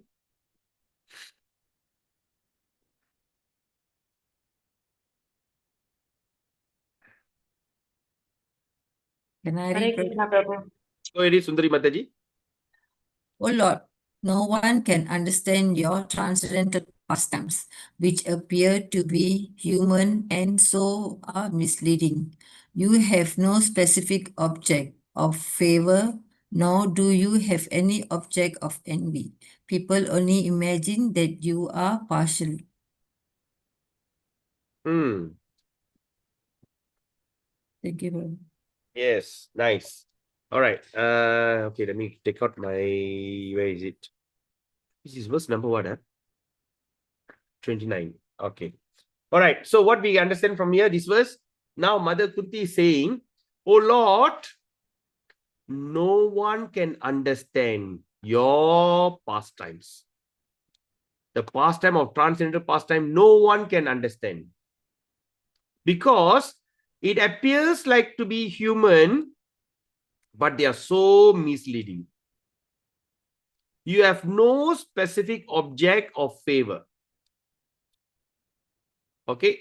You don't have any object to favor, nor do you have any object of envy. Then what Mother says? People only imagine. Only people imagine that you are partial. Okay? How to understand this? So Mother is telling that no one can understand your pastime because he looks like a human being and so misleading. So you don't have any object to favor or envy. But people sometimes imagine that you are partial. No, because you join the Pandava, you favor the Pandava, or you join them, or you favor them. Sometimes they say, like my God favor me this, your God favor you this. So this kind of all because of this thing called the imagination. All these are imagined, right? They are not true. Imagine that you are partial. Let's look at what our Acharya Srila Prabhupada says, Guru Bhashya. The Lord's mercy, Prabhupada say, upon the fallen soul is equally distributed. The Lord's mercy is equally distributed. He has no one as a specific object of hostility. Correct? He has no one in specific that he favors more. Oh, Dwaraka people, since I was the king of Dwaraka, I favor Dwaraka. No. He's equal to everyone. The very conception of personality of Godhead as a human being is misleading. Okay. Sometimes the other religion, they say, your God is already dead. Once I saw one guy was talking to one Buddhist monk. He said, your God is already died. So what's the big deal? I said, what is that? That's what I realized it's a concept. The God is dead. All right. Krishna is dead. Rama is dead. So what is that? It's a misleading. All right. His pastime appears to be exactly like human being. His pastime. But actually they are transcendental and without any tinge. The word tinge is very important. Without any tinge. There's not even a drop of material contamination. All right. There's not even a material. Perfect. Okay. And then Prabhupada say, he is undoubtedly, there's no need to doubt. Okay. He is undoubtedly known as he is partial to his pure devotees. He is very impartial, but in fact, he's never partial. Right? So sometimes they say he's undoubtedly, there's no doubt about it, he's partial to his pure devotees. His favor is pure devotees, fair enough. Whatever pure devotee says is a Veda. He can adjust things accordingly. Right? So like that. So I think in 11th canto or 12th canto, 11th canto, I think there'll be one part we will be studying. They said when comes Kali Yuga, there's a question will be arising. Who can alter or adjust this Bhagavatam, the teachings? And he says only the Bhagavatas can do that. The Bhagavatas can present this Bhagavatam according to time, place, and circumstances. Only they can do that, not anyone else. So Srila Prabhupada presented this Guru Bhashya, Bhagavatam, according to that, this thing, right? But he never compromised on the facts. So he's partial to this, but in fact, he's never partial. As much as the sun is never partial to anyone. When the sun rises, everybody is seeing. By utilizing the sun, sometimes even the stone can become valuable. By utilizing the sun, the stone also can become valuable. Whereas a blind man cannot see the sun, although there are enough sun rays before him. So even the stone can increase their value. I mean, maybe by this thing, it creates what they call a jewel. Okay. But at the same time, Prabhupada say, but the blind man, even there's how sun, he still cannot see them. Cannot see that, although there is enough sun rays before him. So darkness, Prabhupada say, and light are two opposite composition. Because when there's a dark, there's no light. When there's no light, there will be dark. But this does not mean that the sun is partial distributing its rays. But that doesn't mean that the sun taking favor. All right? People in Malaysia chanting Hare Krishna every day. Okay, I give more sun here. Other place, I reduce the sun. No. So the sun rays are open to everyone. And the capacity to receptacles differ. So the sun rays is equal to everyone. But the acceptance, the reception, it differ. Some say, the sun is too bright, I wear on a sunglasses. If I wear sunglasses, it doesn't mean the environment is cloudy. So foolish people think that devotional service is flattering the Lord to get special mercy. Wow, I didn't know that. I mean, it did happen. Foolish people, they think devotional service simply to flatter the God, to get special mercy. To get some special mercy, I simply flatter. There's a foolish people. But factually, the pure devotees who are engaged in the transcendental loving service, they are not a mercantile community. So mercantile community means what? The pure devotee who engage in service, they are not mercantile. That means they are not a business people. Because only businessmen will have transaction. I give, I take. When I want to do this to you, what is my benefit? What I'm going to get? There'll be bargain. So the foolish people think that we are sitting here to bargain with the Lord by serving him, so the Lord can give us special mercy. But Prabhupada says the pure devotees, they are not a mercantile community. They are brahmanas. They are renunciates. They don't bargain. Right? So the mercantile house render service to someone in exchange for value. Yes. So mercantile, the businessman do something for some benefit, some value. But the pure devotee does not render service or with such exchange. Sometimes, sometimes we say, when in Bhagavatam, when you go through, we can see whoever read this part of the Bhagavatam will get all benefit. All desire will be fulfilled. When you fast on Ekadasi, all your karma will be gone. When you chant Hare Krishna, you can never be sinful. You chant Hare Krishna, you will never go to hell. Why do they need to tell that? Because to attract these low mentality people to come and serve the Lord, at least. Sometimes when you want to catch a rat, you have to put a foot in the trap. So you put the foot, some food and leave it there. When the rat is attracted to the food, it comes in and get trapped. To trap a person, we have to put something that the person likes to eat or likes to hear. Yes or not?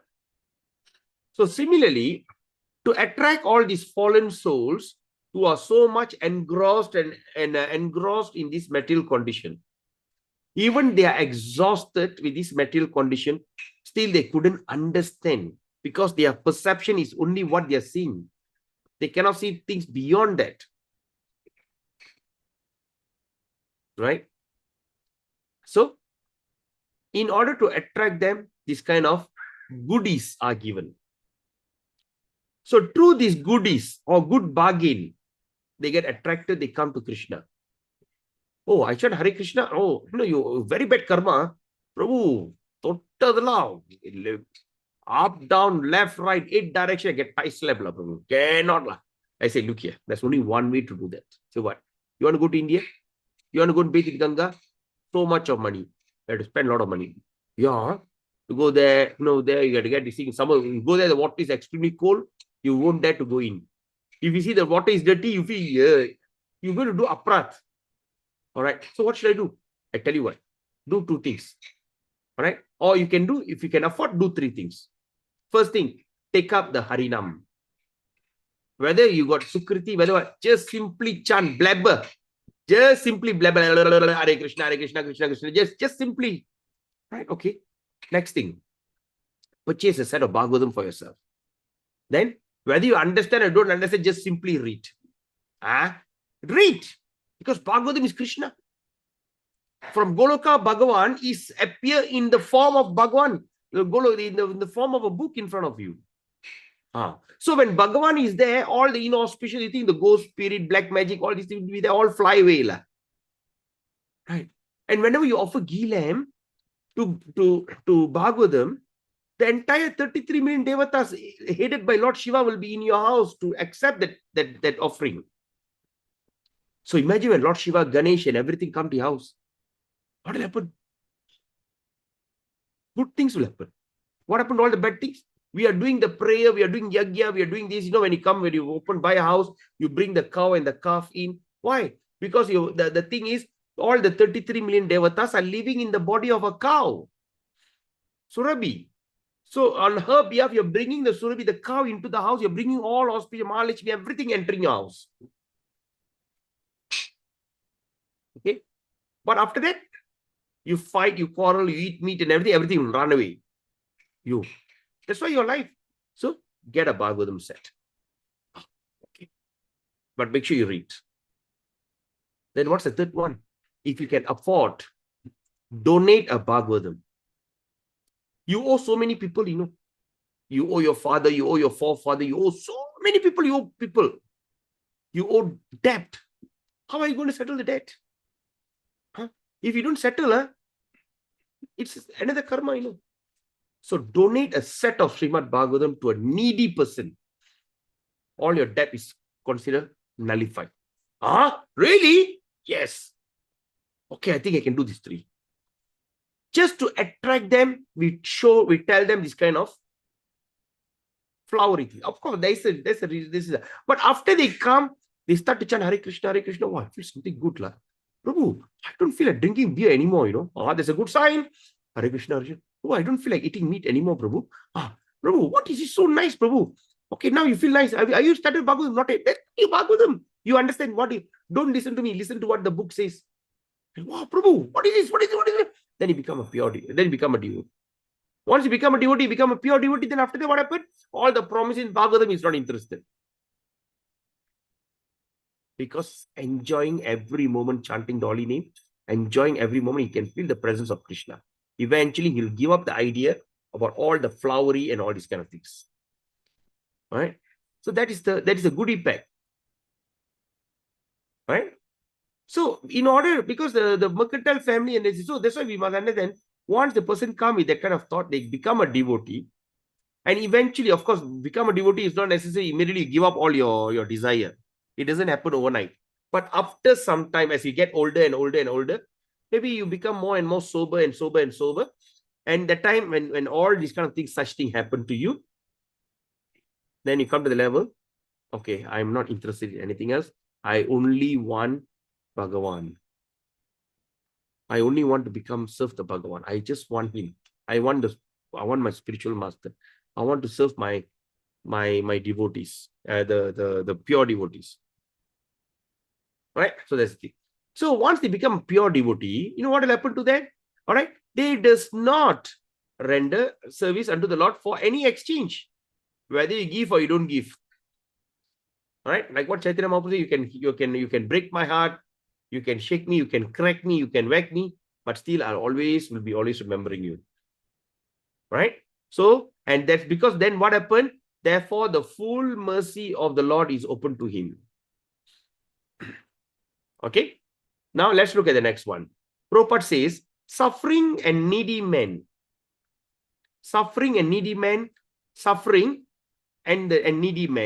inquisitive person, and the philosophers, they usually make a temporary connection with the Lord to serve a particular purpose, right?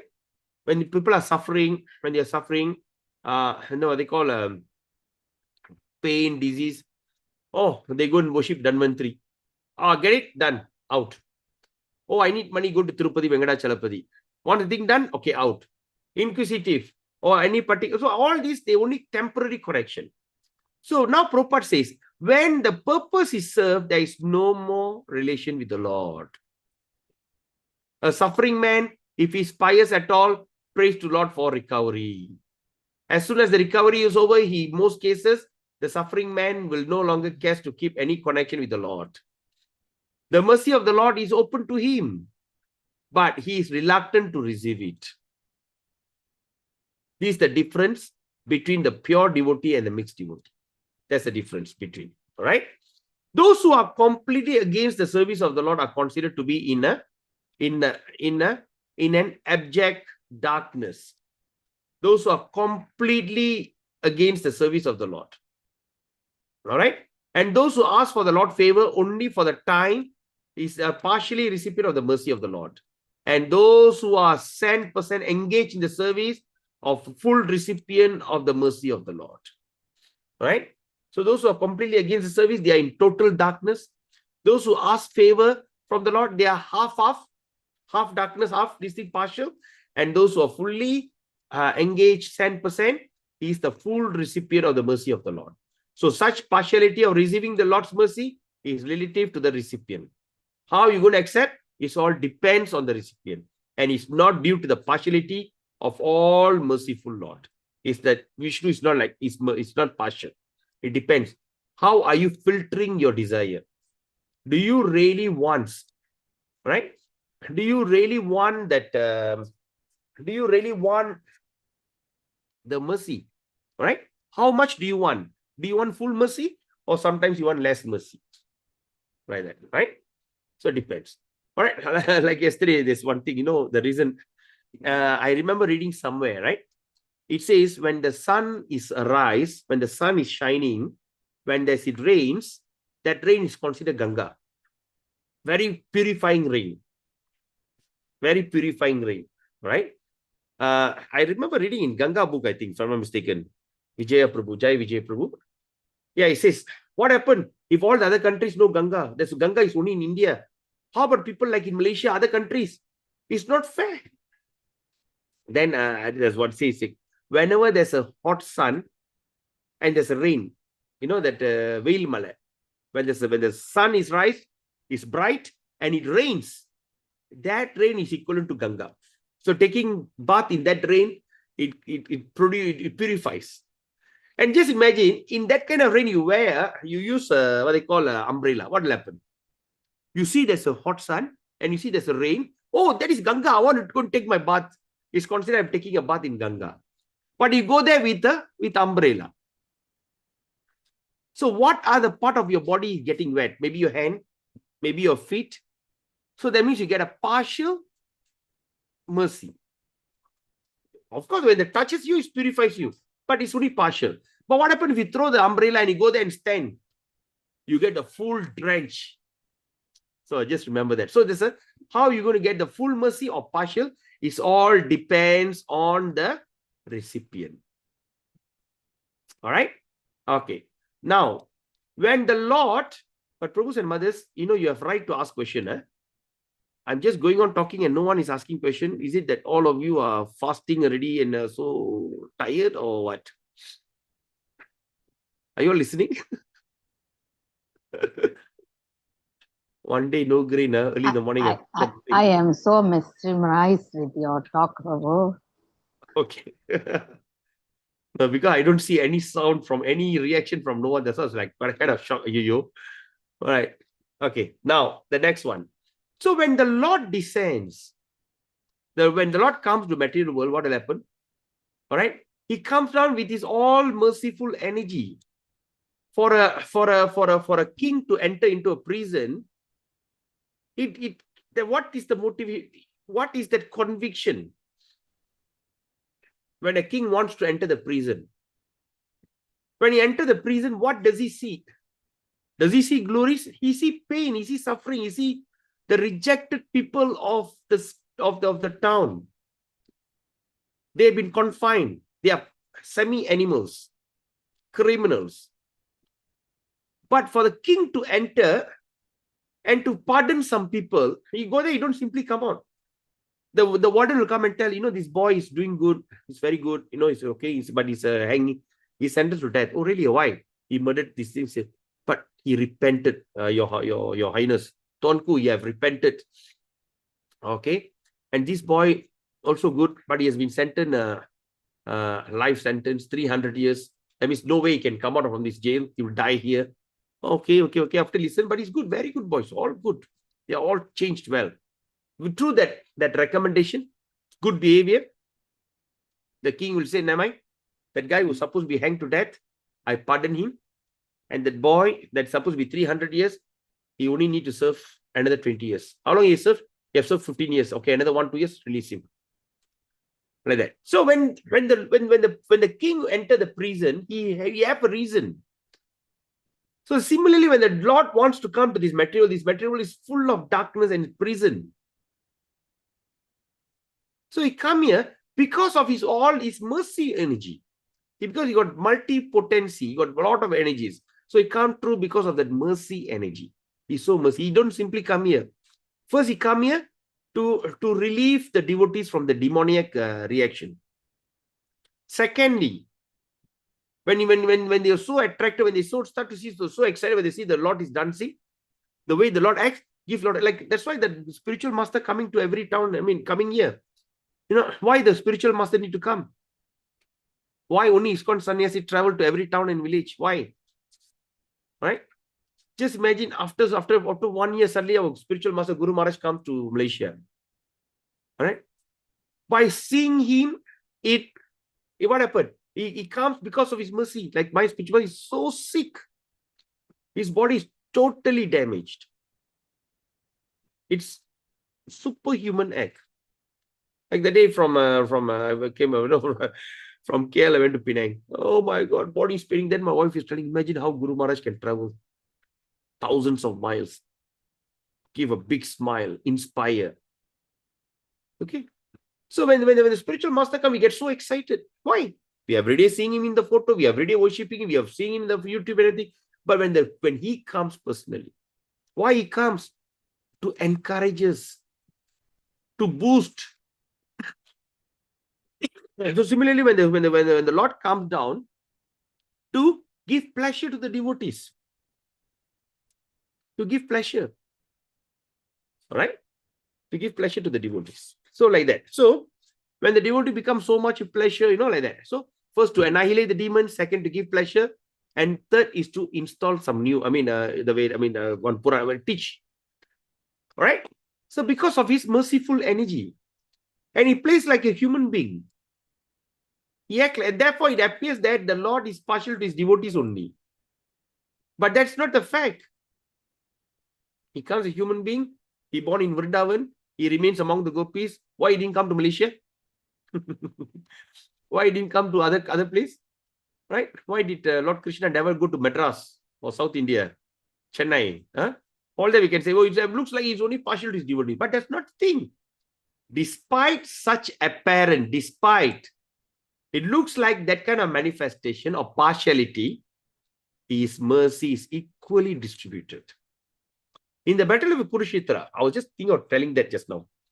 So in the battlefield of Kurukshetra, all person who died before the presence of the Lord got salvation without necessary qualification, because for the salvation, you must do lot of pious and everything. They don't need any kind of qualification. They simply died in front of the Lord because the death before the presence of the Lord purifies the passing the soul and the effect of all the sins. Purifies the passing soul from the effect of all sins, and therefore the dying man gets a place somewhere in the transcendental abode. Prabhupada says he get a place somewhere in the transcendental abode. Some other, if someone put himself open to the sun rays, he's sure to get requisite benefit. If some or other, when the person agrees to go and stand in front of the sun, he will get his benefit. Vitamin D and all this. Both the heat and the ultraviolet rays. Therefore, the conclusion is that Prabhupada making a conclusion that the Lord is never partial. It is wrong for the people to generally think of him as partial. It's very wrong to think him as a partial. Okay? Wow. Questions?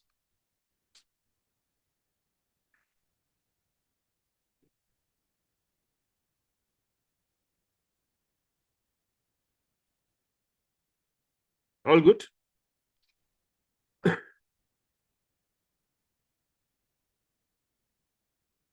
Okay.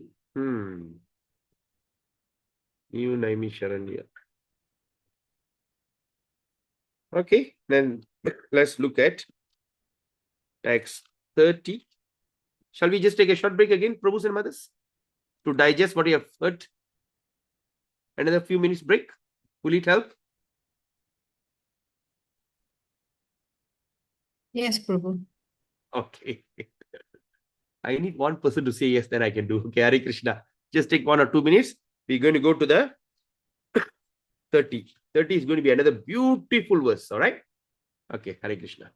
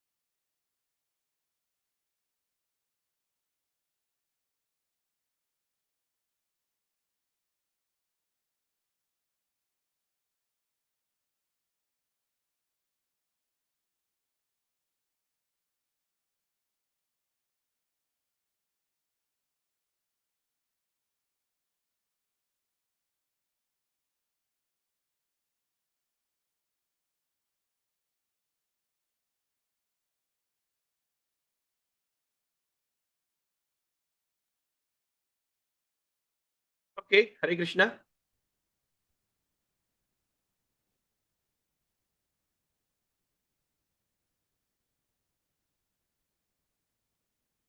Hare Krishna, Prabhu. That day I kept one screensaver at the back, but end of the day, the screensaver became upside down. See, now it looks straight, right? Yes or not? It looks normal, right? Behind me, New Naima Saranya Forest. Can you all see that? But when I saw on YouTube, it looks like upside down. Have you Upside noticed down or not? Prabhu. It's upside down. Upside down. Even me, behind upside me. down. Yeah. Oh, really? But how come I can see it straight? No wonder, lah. No, because for me, when I'm I can see straight, Prabhu. It's not upside down. oh, Oh, sorry. I think the name the other side. Yes, Prabhu. Yes. okay, it's behind me upside down, is it? Yeah, the name Naimisaranya forest is upside down. It's the other side. No wonder, lah. Because ஏன் இதுல வந்துட்டு ஸ்ட்ரைட்டா தான் இருக்கு. Because what I get, It's a reflection, bro. Reflection. yeah. Because I checked my YouTube. I say, how come upside down? Yo, of course. So that's why I changed my background to something else. I don't know how to do it. I get it done again. Okay. So anyway, all right. So we're going to go to the text 30. Another beautiful, interesting text. Okay. Now text 30. Now mother is praying. Very beautiful prayer. Janma karma cha vishvatman. Vishvatman. Okay, why there's a double N? The double N means the N supposed to be joined. So vishvatman najasya kartur atmana. So N. So name. So janma karma cha vishvatman ajasya kartur atmana. Triyan nir.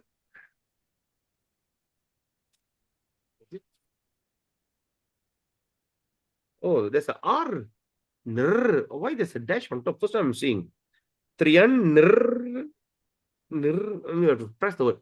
Triyan nirshishu yadasu tat atyanta vidambanam. Da.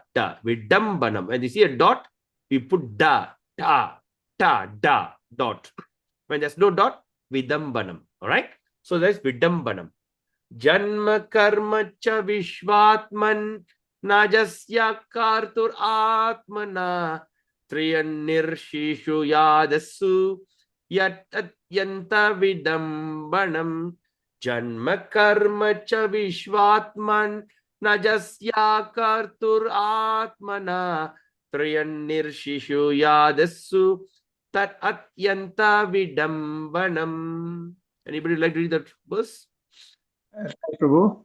Yes, go ahead, Prabhu. Dharma karma cha visvatman najasya kartur atmanaha tiryan dhruvishu va yadashu tat atyanta vidampanam. Yeah, suhuன்றீங்க Tamil அப்படியே இருக்கு. Su yadasu. Yeah, okay. No, because you say suhu அப்படினீங்க அதான் பார்த்தேன். Suhu வருதுன்னு. Okay. All right. Nice. Next. Janma karma cha vishvatman ajasya katur atmanaha teriyan nirsisu yadasu tat atyanta vidanpanam. Vidambanam, not banam. Vidambanam. Vidambanam. Yes. Okay, next. Prabhu. Yes, go ahead. Hare Krishna, Prabhu. Hare Krishna. Janma karma cha vishavatman. Okay, hold on. Janma vishvatman. Vishvatman. Yes, okay. Again, say it again. Take a deep breath. Janma karma cha vishvatman. Yes. Ya katur Atmana Very good. Tiryanishishu Yadasu Wow. Tasu Tat Atyanta Vidambanam Vidambanam. Tat Advanta Vidambanam No. Vidamla. Vidambanam. Vidambanam. Tat Advanta Vidambanam. Yes, correct. Very Hare nice. Very nice, Prabhu. Okay, that's all. All right. Janma karma cha vishvatman. Somebody's raised their hand. Namaras. Okay, go ahead, Namaras. Namaras. You have to unmute yourself, I think. Hare Krishna Guru. Yes, go ahead. Janma karma cha visvatman Vishvatman. Visvatman ajasya kartur atmana triyan nishishu yadarsu tat atyanta vidambanam. Yes, nice. All right. Janma karma cha vishvatman ajaksya karturatmana triyan nirsheshu yadasu tadyan yanta vidambanam. Janma, birth, karma, activities, cha and Vishva Atman, O soul of the universe, Ajasya of the unborn, Akartu, inactive, Atmana of vital energy, Triyak, animal, Nir, human being, Rishishu, in the sages, or Nir. So there's a R and R combined. That's why the word comes like this, right? There's a dash on top. So there's a R and R. So R, R. So R, R, R. So Nir Shishishu. Okay, I got it. Nir, then Rishishu of the sages. Yadasu in the water. Yatat Atyanta, veritable. Vidambanam, bewildering. Translation, please. Anyone? The transcendental pastimes of the Lord are not only No, translation, not the puppet. Oh, sorry, Prabhu. Yeah. Of course, it is bewildering, O soul of the universe, that you work though you are inactive, and that you take birth though you are the vital force and the unborn. You yourself descend among animals, men, sages, and aquatics. Verily, this is bewildering. Hare Krishna. Hare Krishna. Very nice. So now what mother is telling, of course it is bewildering. Now she's telling why it's bewildering. Why? Of course it's bewildering. Because you are the soul of the universe. You are the soul of the universe, and you work though you are inactive. You work even though you are inactive. And you take birth even though you are vital force of the unborn. You take birth even you are unborn. Then you yourself descend amongst animals. You came among animals. You came among men. You came among the sages. Then you came among the aquatics. What are the things? Who is the one that born among the animals? Quickly, can anyone? Now they say, now mother is telling that you descend among the animals. Who is that? How does it mean? Narasimha. No, Narashinga is not animal. He's half man, half lion. Varaha. Varaha, yes, Varaha. So this is Varaha avatar. Who is the one among the men?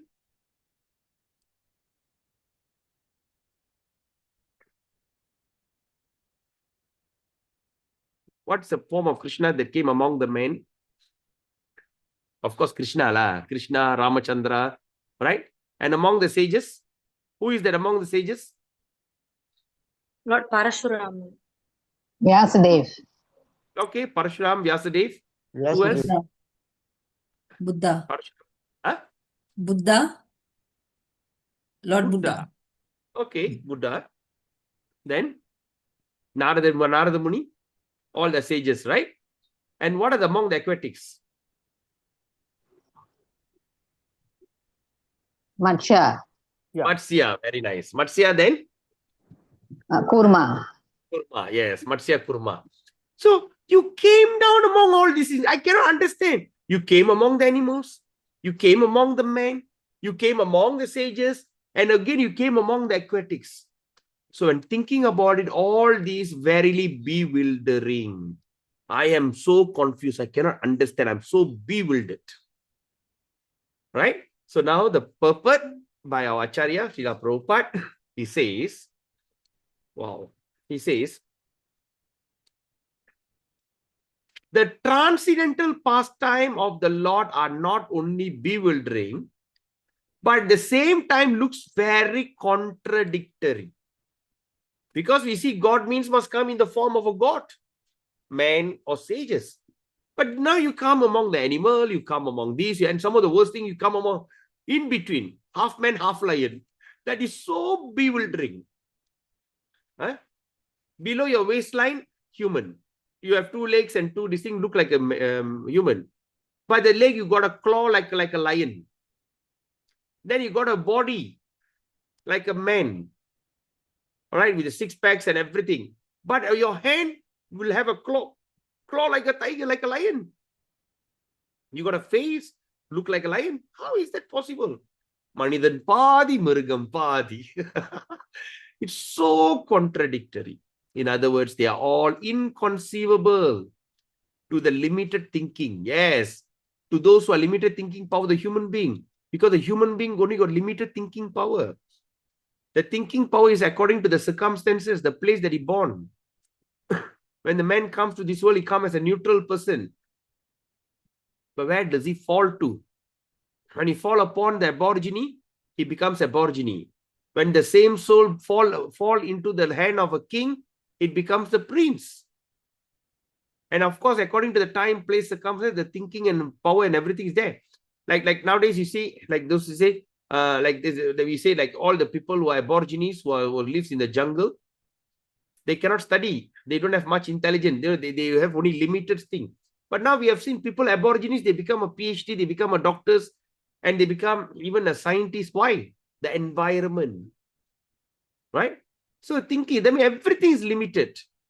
So the Lord is all prevailing super soul. He's all prevailing super soul and all existence. He's everywhere. He's every atom. And he appears in the form of boar among the animal. Yes, the Varaha. The form of human being among as Rama, Krishna. And the form Rishi like Narayana. Narayana Rishi, right? And in the form of aquatic like fish, Matsya. He said that he's the unborn and he's nothing to do. But Shruti Mantra said that Supreme Brahman is nothing to do. No one is equal. No one is equal or greater than him. He has so many energies, manifold, many-fold. And everything is performed by him perfectly. By how? Automatic knowledge, strength, and activity. He doesn't need to think about this. All these prove without any question, there's no question that the Lord's activity, forms, deeds are all inconceivable. We cannot understand to our limited thinking power. See, Prabhus, mothers, there's some books here, right? Like when you look at this thing called like Madhurya Kadambini, Bhagavata Varshana Darshini, right?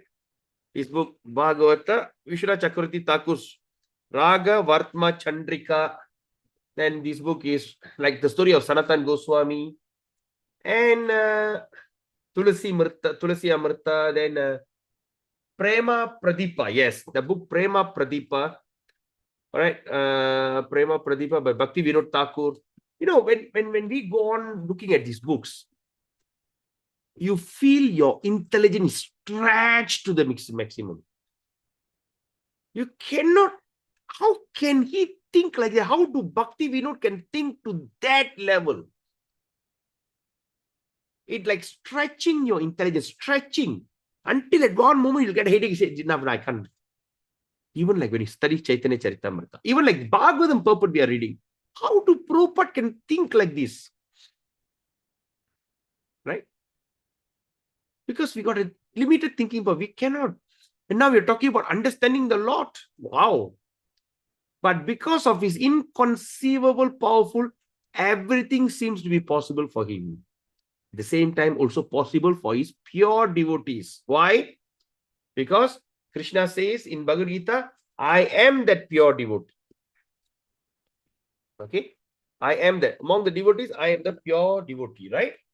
Okay, all dusty ready. All right, therefore, no one can calculate him exactly, cannot. Every action of the Lord is bewildering to the common man. He cannot be understood by Vedic knowledge, cannot be understood, but he can be easily understood by the pure devotees. That's what I'm saying. He can be easily understood by the pure devotees. Why? Because they are intimately related with him. That is really true, right? If you can get a chance, if you go to India, I'm not sure whether they have it in Malaysia or not. If you go to India or whatever, you go to this, they say there's one bazaar okay, I think like Banu Maharaj have translated. Yes. You try to take this kind of books and you start to read the Acharya's commentary. Why that Acharya, like Rupa Goswami, Bhaktivinoda Thakur, why they can write such a commentary? Because they had a first-hand experience watching Krishna doing all this. Because they are all manjaris. Right? Because they are intimate. Now you understand what does it mean by intimately related with him. The devotees therefore know that although he appears amongst the animal, he is not an animal, not a man, not a rishi, not a fish. He is eternally the supreme Lord of all circumstances. Hari Bol. Any questions, Prabhus and Mothers? Do you still have energy for another one more verse? Is your excitement level still there, or you all are very tired? Myself, okay. Okay, good. Oh, okay. How about others? We have a Prema Didi. Prema Didi. I think I'm seeing you for the first time, I think.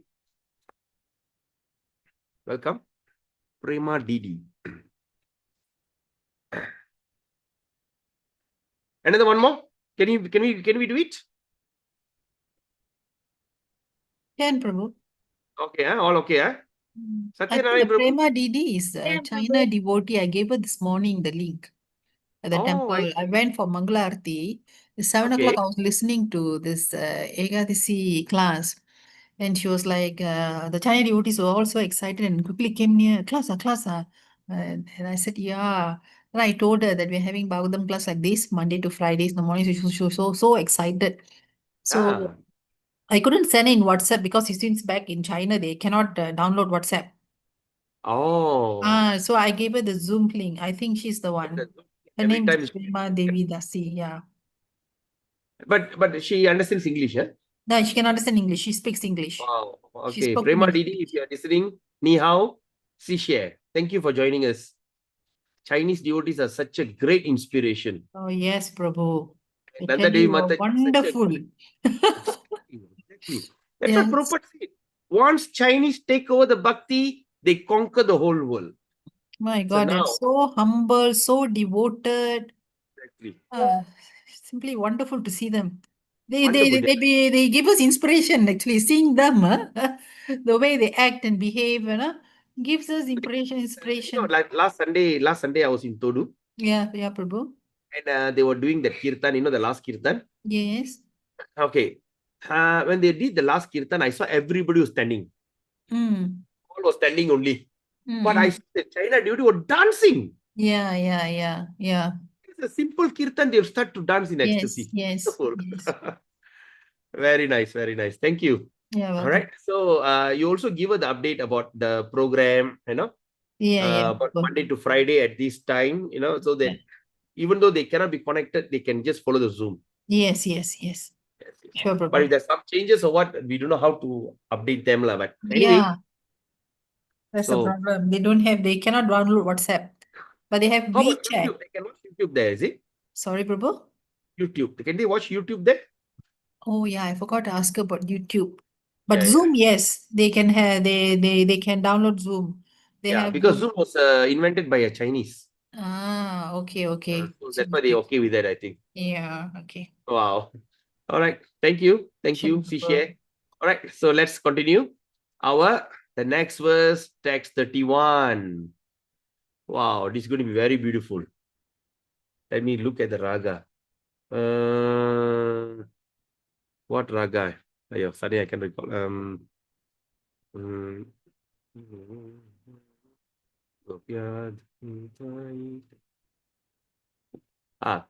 Gopya dade tvai kritaga sidama. No, doesn't come. Not that verse.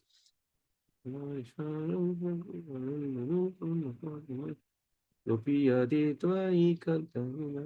no. Right, then another think of Gopya dade tvai kritaga sidamatavat. Okay, now I got it. Gopya dade tvai kritaga sidamatavat. Yate dashashu kalilanjanakham brahmaksham. Vaktram niniya bhavanaya stitasya. Samang vimohayati bir apiyad bibeti. Gopya dade tvai kritaga sidamatavat. Yate dashashu kalilanjana sambramangsham. Vaktram niniya bhavanayati tasya. Samang vimohayate bir apiyad bibeti. Gopya dade tvai kritaga sidamatavat. Yate dashashu kalilanjana sambramaksham. Vaktram ninibhaya bhavanayati tasasya. Samang vimohayate bir apiyad bibeti. Who would like to recite?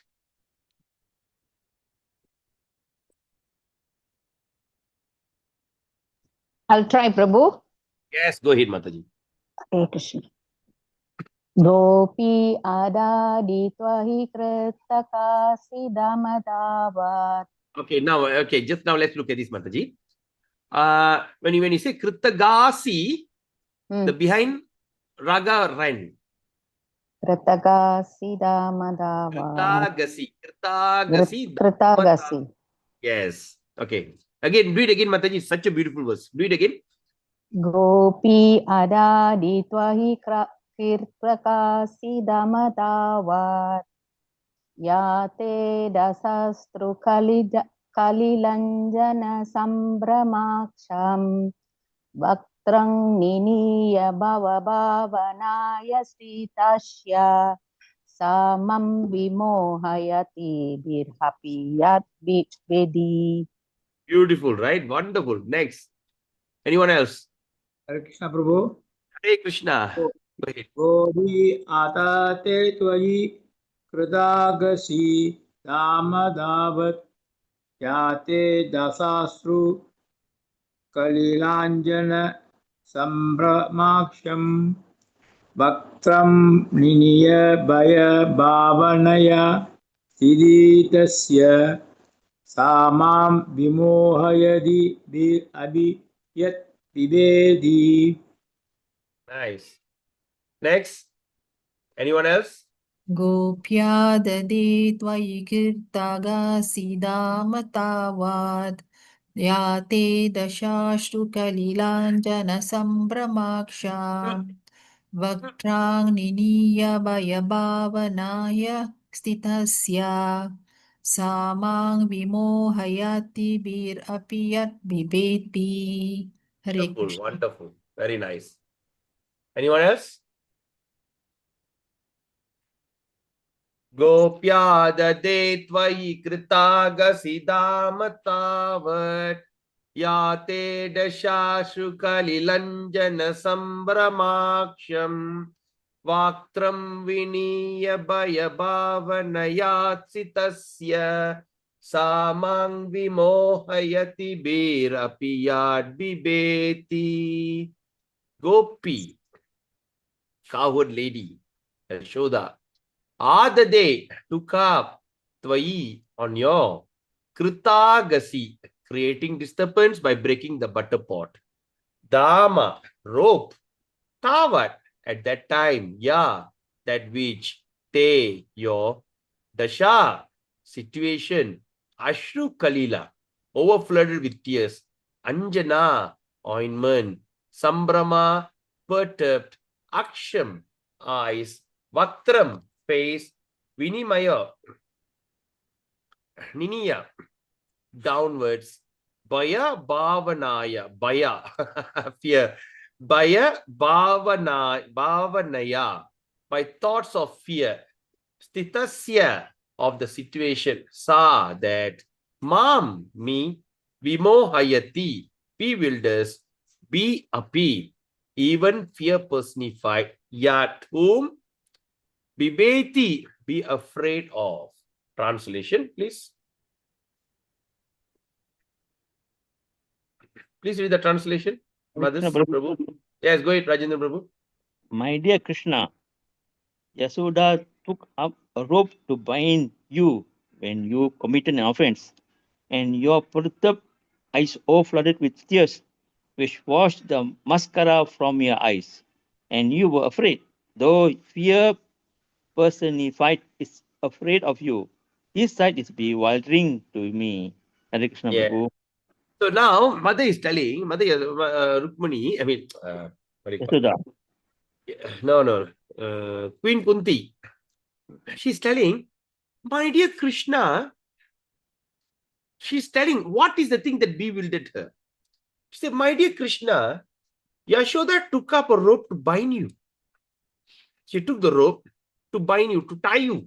Can you imagine? Can you take the Supreme Personality of God, its Supreme Lord, and tie him on a this thing? How can you tie people down? You took up a rope to bind when you committed an offense. Your perturbed eyes. What is perturbed eyes? Your very disturbed eyes. Your fearful eyes. Very disturbed. Is overflooded with tears. Can you imagine that baby Krishna is crying? The eyes are full of tears, crying.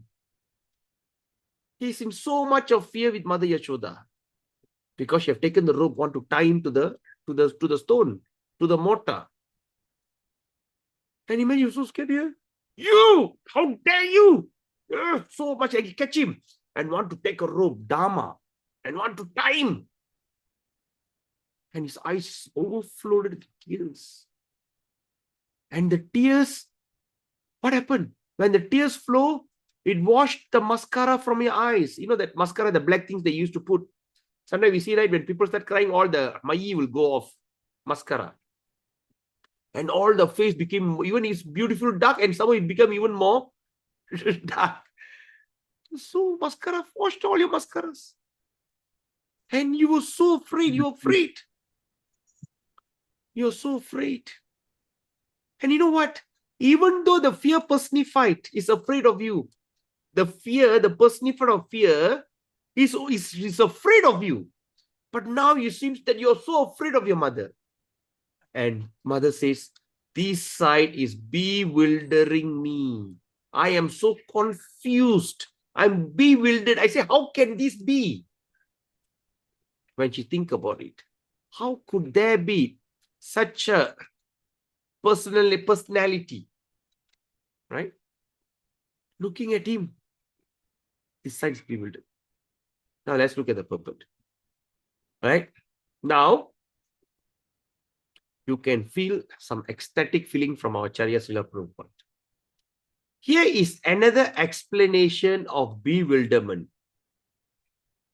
Another explanation of bewilderment that created by the pastime of the Supreme Lord. The Supreme Lord is the supreme in all circumstances. So the Supreme Lord means he's supreme in everything, as already explained.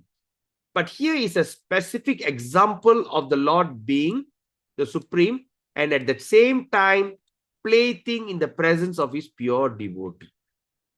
So we have all understood that he's a supreme personality and he's supreme in everything. But at the same time, he also become a plaything. He become like a toy in the presence of the pure devotee. They can simply take him and tie him, everything.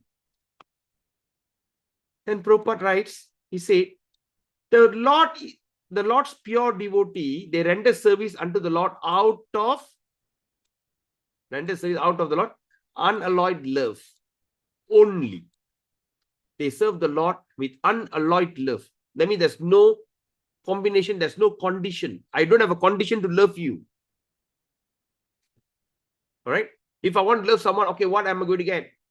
Oh, I'll be marrying that person. I'm going to have a children through that person. I'm going to, it's a condition. But here it's unalloyed. What does it mean? Simply love. Simply love. Out of unalloyed. And while discharging such devotional service, I mean the pure devotee, while they are performing that devotional service, the pure devotee sometimes, what will happen? Now let's look at this word. Sometimes the devotee forgets the position of the Supreme Lord. When they are so happily serve the Lord, sometimes they forget that they are dealing with the Supreme Personality. All right? The Supreme Lord also accepts loving service of his devotee more relishably when the service is rendered spontaneously. The key word is when the service is rendered spontaneously. What is this service called? What service is this? Spontaneous service, what do you call it? Raganuga. Raganuga. Raganuga. Spontaneous. When the person starts to serve with spontaneous service, that's when the Lord will relish. He accepts the loving service of the Lord more relishably. He will take it more relishably if the service is rendered spontaneously. Raganuga Bhakti. And that is happened out of pure affection, without anything to do with reverential administration. This is very important. Without anything to do with reverential administration. What does this mean, reverential? Bhaya Bhakti. The Bhaya, that means the devotional service along with fear. Bhaya Bhakti, on reverence. Okay. Oh, Lord is coming. Oh, Bhagavan. Sometimes when we see, all the religion, oh, Bhagavan, oh, they're so scared of the Lord. Reverent. And Krishna doesn't like that. He said, can you just come and play? Okay, Gopakumar, one of the stories that we have read before, right? When he went to Vaikunda, when he looked at everybody start to worship Vishnu, like a king with all opulence, they worship. He was watching and watching. After everything done, then he said, hey, Narayana, hey, Krishna, come, let's go and play. Everybody around got a shock. Oh, what did you say? He's my friend. Ask him to come and play. Come, let's go and play. Gopal. Then the Vishnu Dutta said, hey, stop. I think you came to the wrong place. It's not the place you can talk like that. But he's my playmate. He's my friend. I want him to come and play with me, Achidudo or what? What is this? No. You go back to the material world, then you go straight to Goloka. This is not the place for you. So what Prabhupada is saying, the Lord is more relishable if we can have this kind of spontaneous devotional service. Right? So Prabhupada writes here, he says, generally means in commonly, the Lord is worshipped by devotees in reverential attitude. Generally, everybody worship the Lord in that attitude, like Sri Vaishnava. They'll be worshipping the Lord like a king. All will be like tying the hand like this. All be chanting mantra after mantra after mantra, reverential. But the Lord is meticulously pleased. Meticulously pleased when the devotee, out of pure affection and love, consider the Lord to be less important than himself. That means what? So that means he says, the Lord, out of pure devotee and love, please, out of pure affection and love, that he consider the Lord to be less important than himself. All right, just like how what they call Andal. Before the father will make a garland, she makes a garland. Before give it to the Lord, she put it on herself, and she sees, wow, looks beautiful. Yes, yeah, that he give to the father. One day, what happened? The father want to offer the Lord the garland. He saw that hair in the garland. He got a shock. How did the hair came to the garland?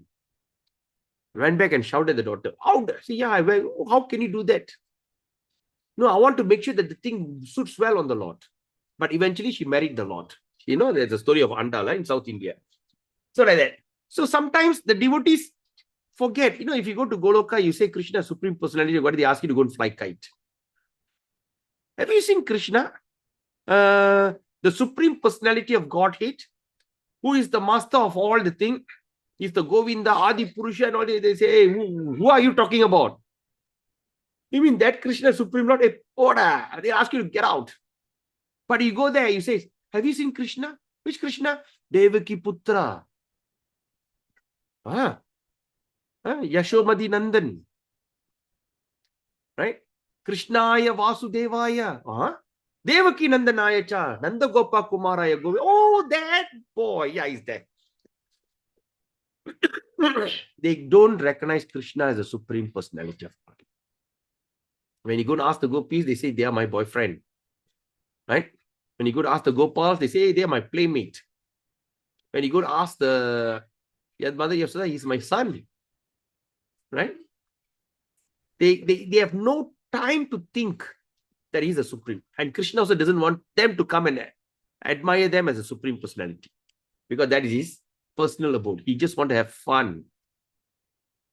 So the Lord's pastime in the original abode in Goloka Vrindavan are exchanged in that spirit actually. All right? In Goloka Vrindavan is action in that spirit. You don't come and worship me, and just like we are lovers, we are friends. So now, Prabhupada, the friends of Krishna consider him as one of them. This is what I said just now. They do not consider him to be the reverential importance. Right? They jump on Krishna's neck and they do wrestling with Krishna. And Krishna also sometimes loses to them. They have so much of fun rolling on the mud, rolling on the dust in Vrindavan. Right? Playing this, playing that, you know, catching some fly, catching some butterfly, running around. So beautiful. The parents of the Lord, who are all pure devotees, they consider him as a child. Right? After they come back, they start to do like, you know, that Suti Porran. You know, they take some salt and all this, just like remove the evil eye. And she takes the mascara from the eyes and put it on the sun. Because she said, my mascara will protect you. Who? The Supreme Personality. Right? They're always in anxiety to protect the sun. The one who protects the entire creation. But the parents are always thinking how to protect him. At the same time, the Lord also accepts chastisement of the parents more cheerfully than the prayers of the Vedic hymns. Wow! So the Lord accepts the chastisement. He liked to be cat. You know that one place Nanda Maharaj would get very fed up and whack him, you know. He cursed, you are so naughty. He take the kid and start to beat him. Mother Yashoda will stop. I say, how dare you to beat my son? So you call him a son? Look what you have done. It's a monkey, right? And after that, the mother cannot take it. Tie him to the mortar. You know. So what he says, the chastisement, the scolding of the parents is more cheerful, Krishna accept, compared to the praise in the Vedic hymns. When you look at the Vedic hymns, Sahasra, Sirsa, Purusha, all these kind of hymns, right? It is more valuable. That's why we say that Kartik month, whenever Kartik month is going to come, you know, that's why we should pray this prayer of Damodara Lila. Namam Ishwaram Sachit Ananda Rupam Lasat Kundalam Gokule Brajamanam Yashoda Biolu. These kind of things makes him happy. Similarly, he accepts the reproaches of the fiancés. And Prabhupada writes, fiancés. What do you mean, fiancés? Only be fiancé, only right? But fiancés. I mean, all the girlfriends more palatable than the Vedic hymns. The way that how the gopis approach him, the way they have, it's more palatable compared to any other Vedic prayers that you can think of. Lord Krishna, when he was present in the material world, to manifest his eternal pastime, in the transcendental realm of Goloka Vrindavan, for an attraction of the people in general, he displayed a unique picture of subordination before his foster mother Yashoda. What does that mean? So, when he was here in this material world, he showed his eternal pastime that always happened in Goloka Vrindavan. There is Goloka Vrindavan, here is called Gokula Vrindavan, Gokula. So whatever he sees Goloka, he come and show to everybody. Right? Just to as an attraction for people in general. Really? He did that? He did that, yes. And not only that, he also displayed a unique picture. Subordination means what? Being scared of his foster mother, Yasoda. Being afraid of the mother. All right? He showed some kind of fear in the mother.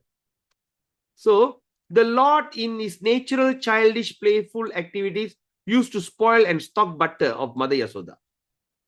Okay, while you're being naughty and being, he like to play around, running around. Imagine this child running around. He loved to spoil the butter stocked. That means if they keep stock, they make the butter, they keep it in the stock. Okay, stock. And Krishna will love to go and break everything up by breaking the pots and distributing the content to his friends and playmates. Not only that, even he would love to feed the celebrated monkeys in Vrindavan.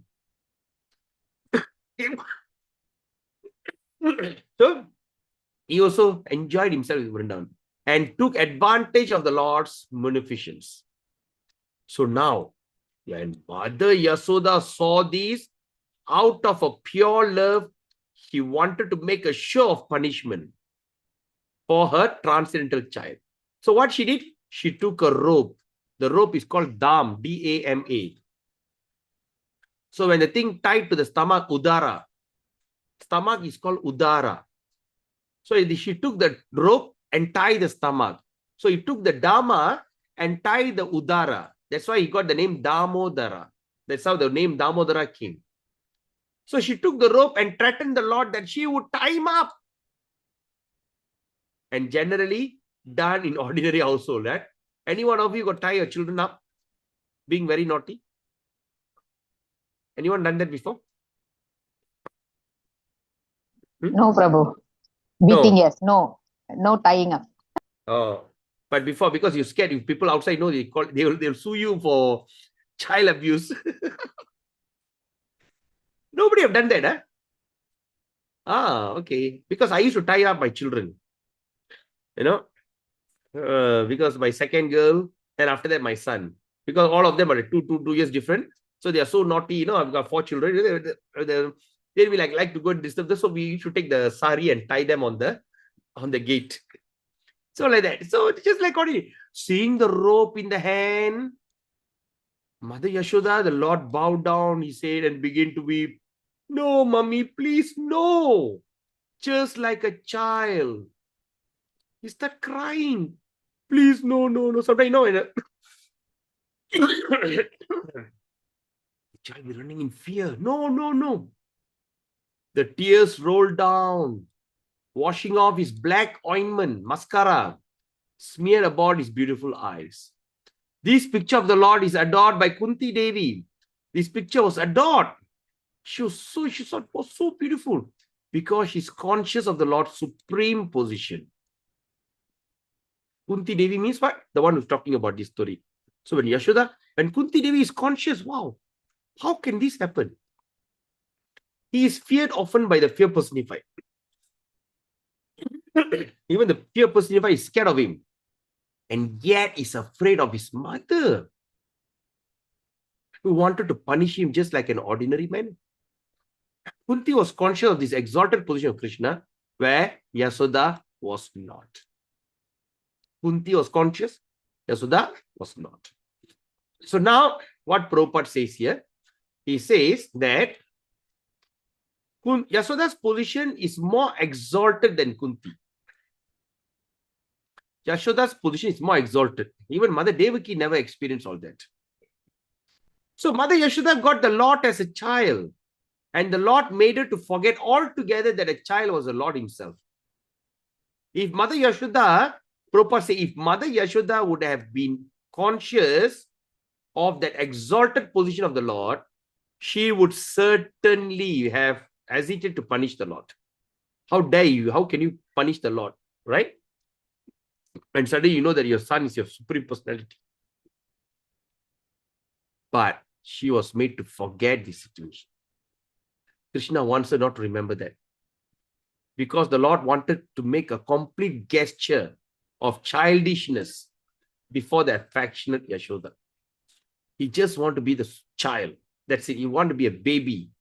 He doesn't want anything else, right? So now, what Prabhupada say in his final statement, he says this: these exchange of love between the mother and the son are performed in natural way. And Kunti, remembering the scene, was bewildered, and she could do nothing but praise the transcendental filial love. Indirectly, Mother Yashoda is praised for her unique position of love, and she could control even the all-powerful Lord as her beloved child. Wow. Haribol. All right, text 32, and I don't have energy anymore. I've lost my... I hope that you all have enjoyed the session. Text 32 is going to be even more. Kechir ahur ajam jatam punya shlokasya kirtaye kada priyasya nanvayaye malayasyeta chandanam. It's going to be like a Malaya heel, chandanam, 32, 33, 34. It's going to be even very, very nectarian verse. Sunvanti gayanti garananti abhikshnasha. Smaranti nandanti tavinant. Okay, 36. Those who continuously hear, chant, and repeat your transcendental activities or take pleasure in others doing so, certainly see your lotus feet, which alone can stop the repetition. All right, so we end the session here. If you've got any questions, any comment, like to share? Okay, if there's no comment, no question, we continue tonight at what time I put there? 7. Is it 7 o'clock? That's my phone. 7, Prabhu. Is it 7? 7 o'clock. All right. All right. So 7 p.m. we meet and we continue our discussion. And this is the best ever Ekadasi for this auspicious day. We are having a pure Harikatha. So now after the session, please go and chant your japa. Meditate on this story, how Krishna has been very naughty, how he cries, he weeps, and he cries, all the mascaras come out. Just meditate on this, chant your rounds, right? So happy Sayana Ekadasi. Then see you again later. Hare Krishna. Kanta Srimad Bhagavatam ki jai. All the Prabhupada, all the great Acharya, all assembled devotees here. Vancha kalpatarubhyascha Patrukyasta kripa sindhubhi evacha patitanam pavanebhyo vaishnavyo namo namaha. So please invite more people to join evening, because evening I think there's not every center's got program. So we have more people to relish text 32 onwards. Hare Krishna. Oh, can I have just one very short question? Yes, Prabhu. Prabhu, just one very short question. Yeah, sure. Prabhu, just now the text 29. Those who died in the battlefield of Kurukshetra, they were all got promoted to the spiritual world, not just liberation. Yeah. Yeah, I mean they all got promoted to the spiritual sky, not liberation. Yes, not just liberation. No. They never got degraded. No, liberation. Liberation, yes. So now when Prabhupada writes there, they go to part of spiritual world. That means they went to the part, it's not the full Vaikuntha. Okay. So you go to the place, okay, like what I have read from Mahabharata, they went to heaven. They went to Indraloka. But here he says somewhere in the transcendental abode. Yes, somewhere in the transcendental abode. So that means Like for instance, you know that Shiro Dakshai Vishnu, Yeah. the Vaikunda in this material world, Okay. the milk ocean. So Okay. somewhere there. Okay. So not Yeah. not the spiritual sky, huh? No. They don't, because if you want to go to Vaikunda, you must have a personal association with the Lord. You want to go to Goloka, you must have a personal association. Yeah. Okay, understand. Thank you. Okay, Prabhu. Thank you. Okay, thank you. Nice question, Prabhu. Hare Krishna. Thank you very much. All right. Okay. We'll see you again Okay, tonight at 7 p.m. Those who are watching on YouTube, why not join live? Why not join live? Because it's not a big deal, right? You can still join live Saturday evening. And please encourage more and more to join. So we get it. And where's that Mataji? Oh, I think she's left. All right. Okay, anyway. Have a nice day. Vancha kalpadrubhescha kripa sindhubhevcha paitanam pavanibhyo vaishnavibhyo.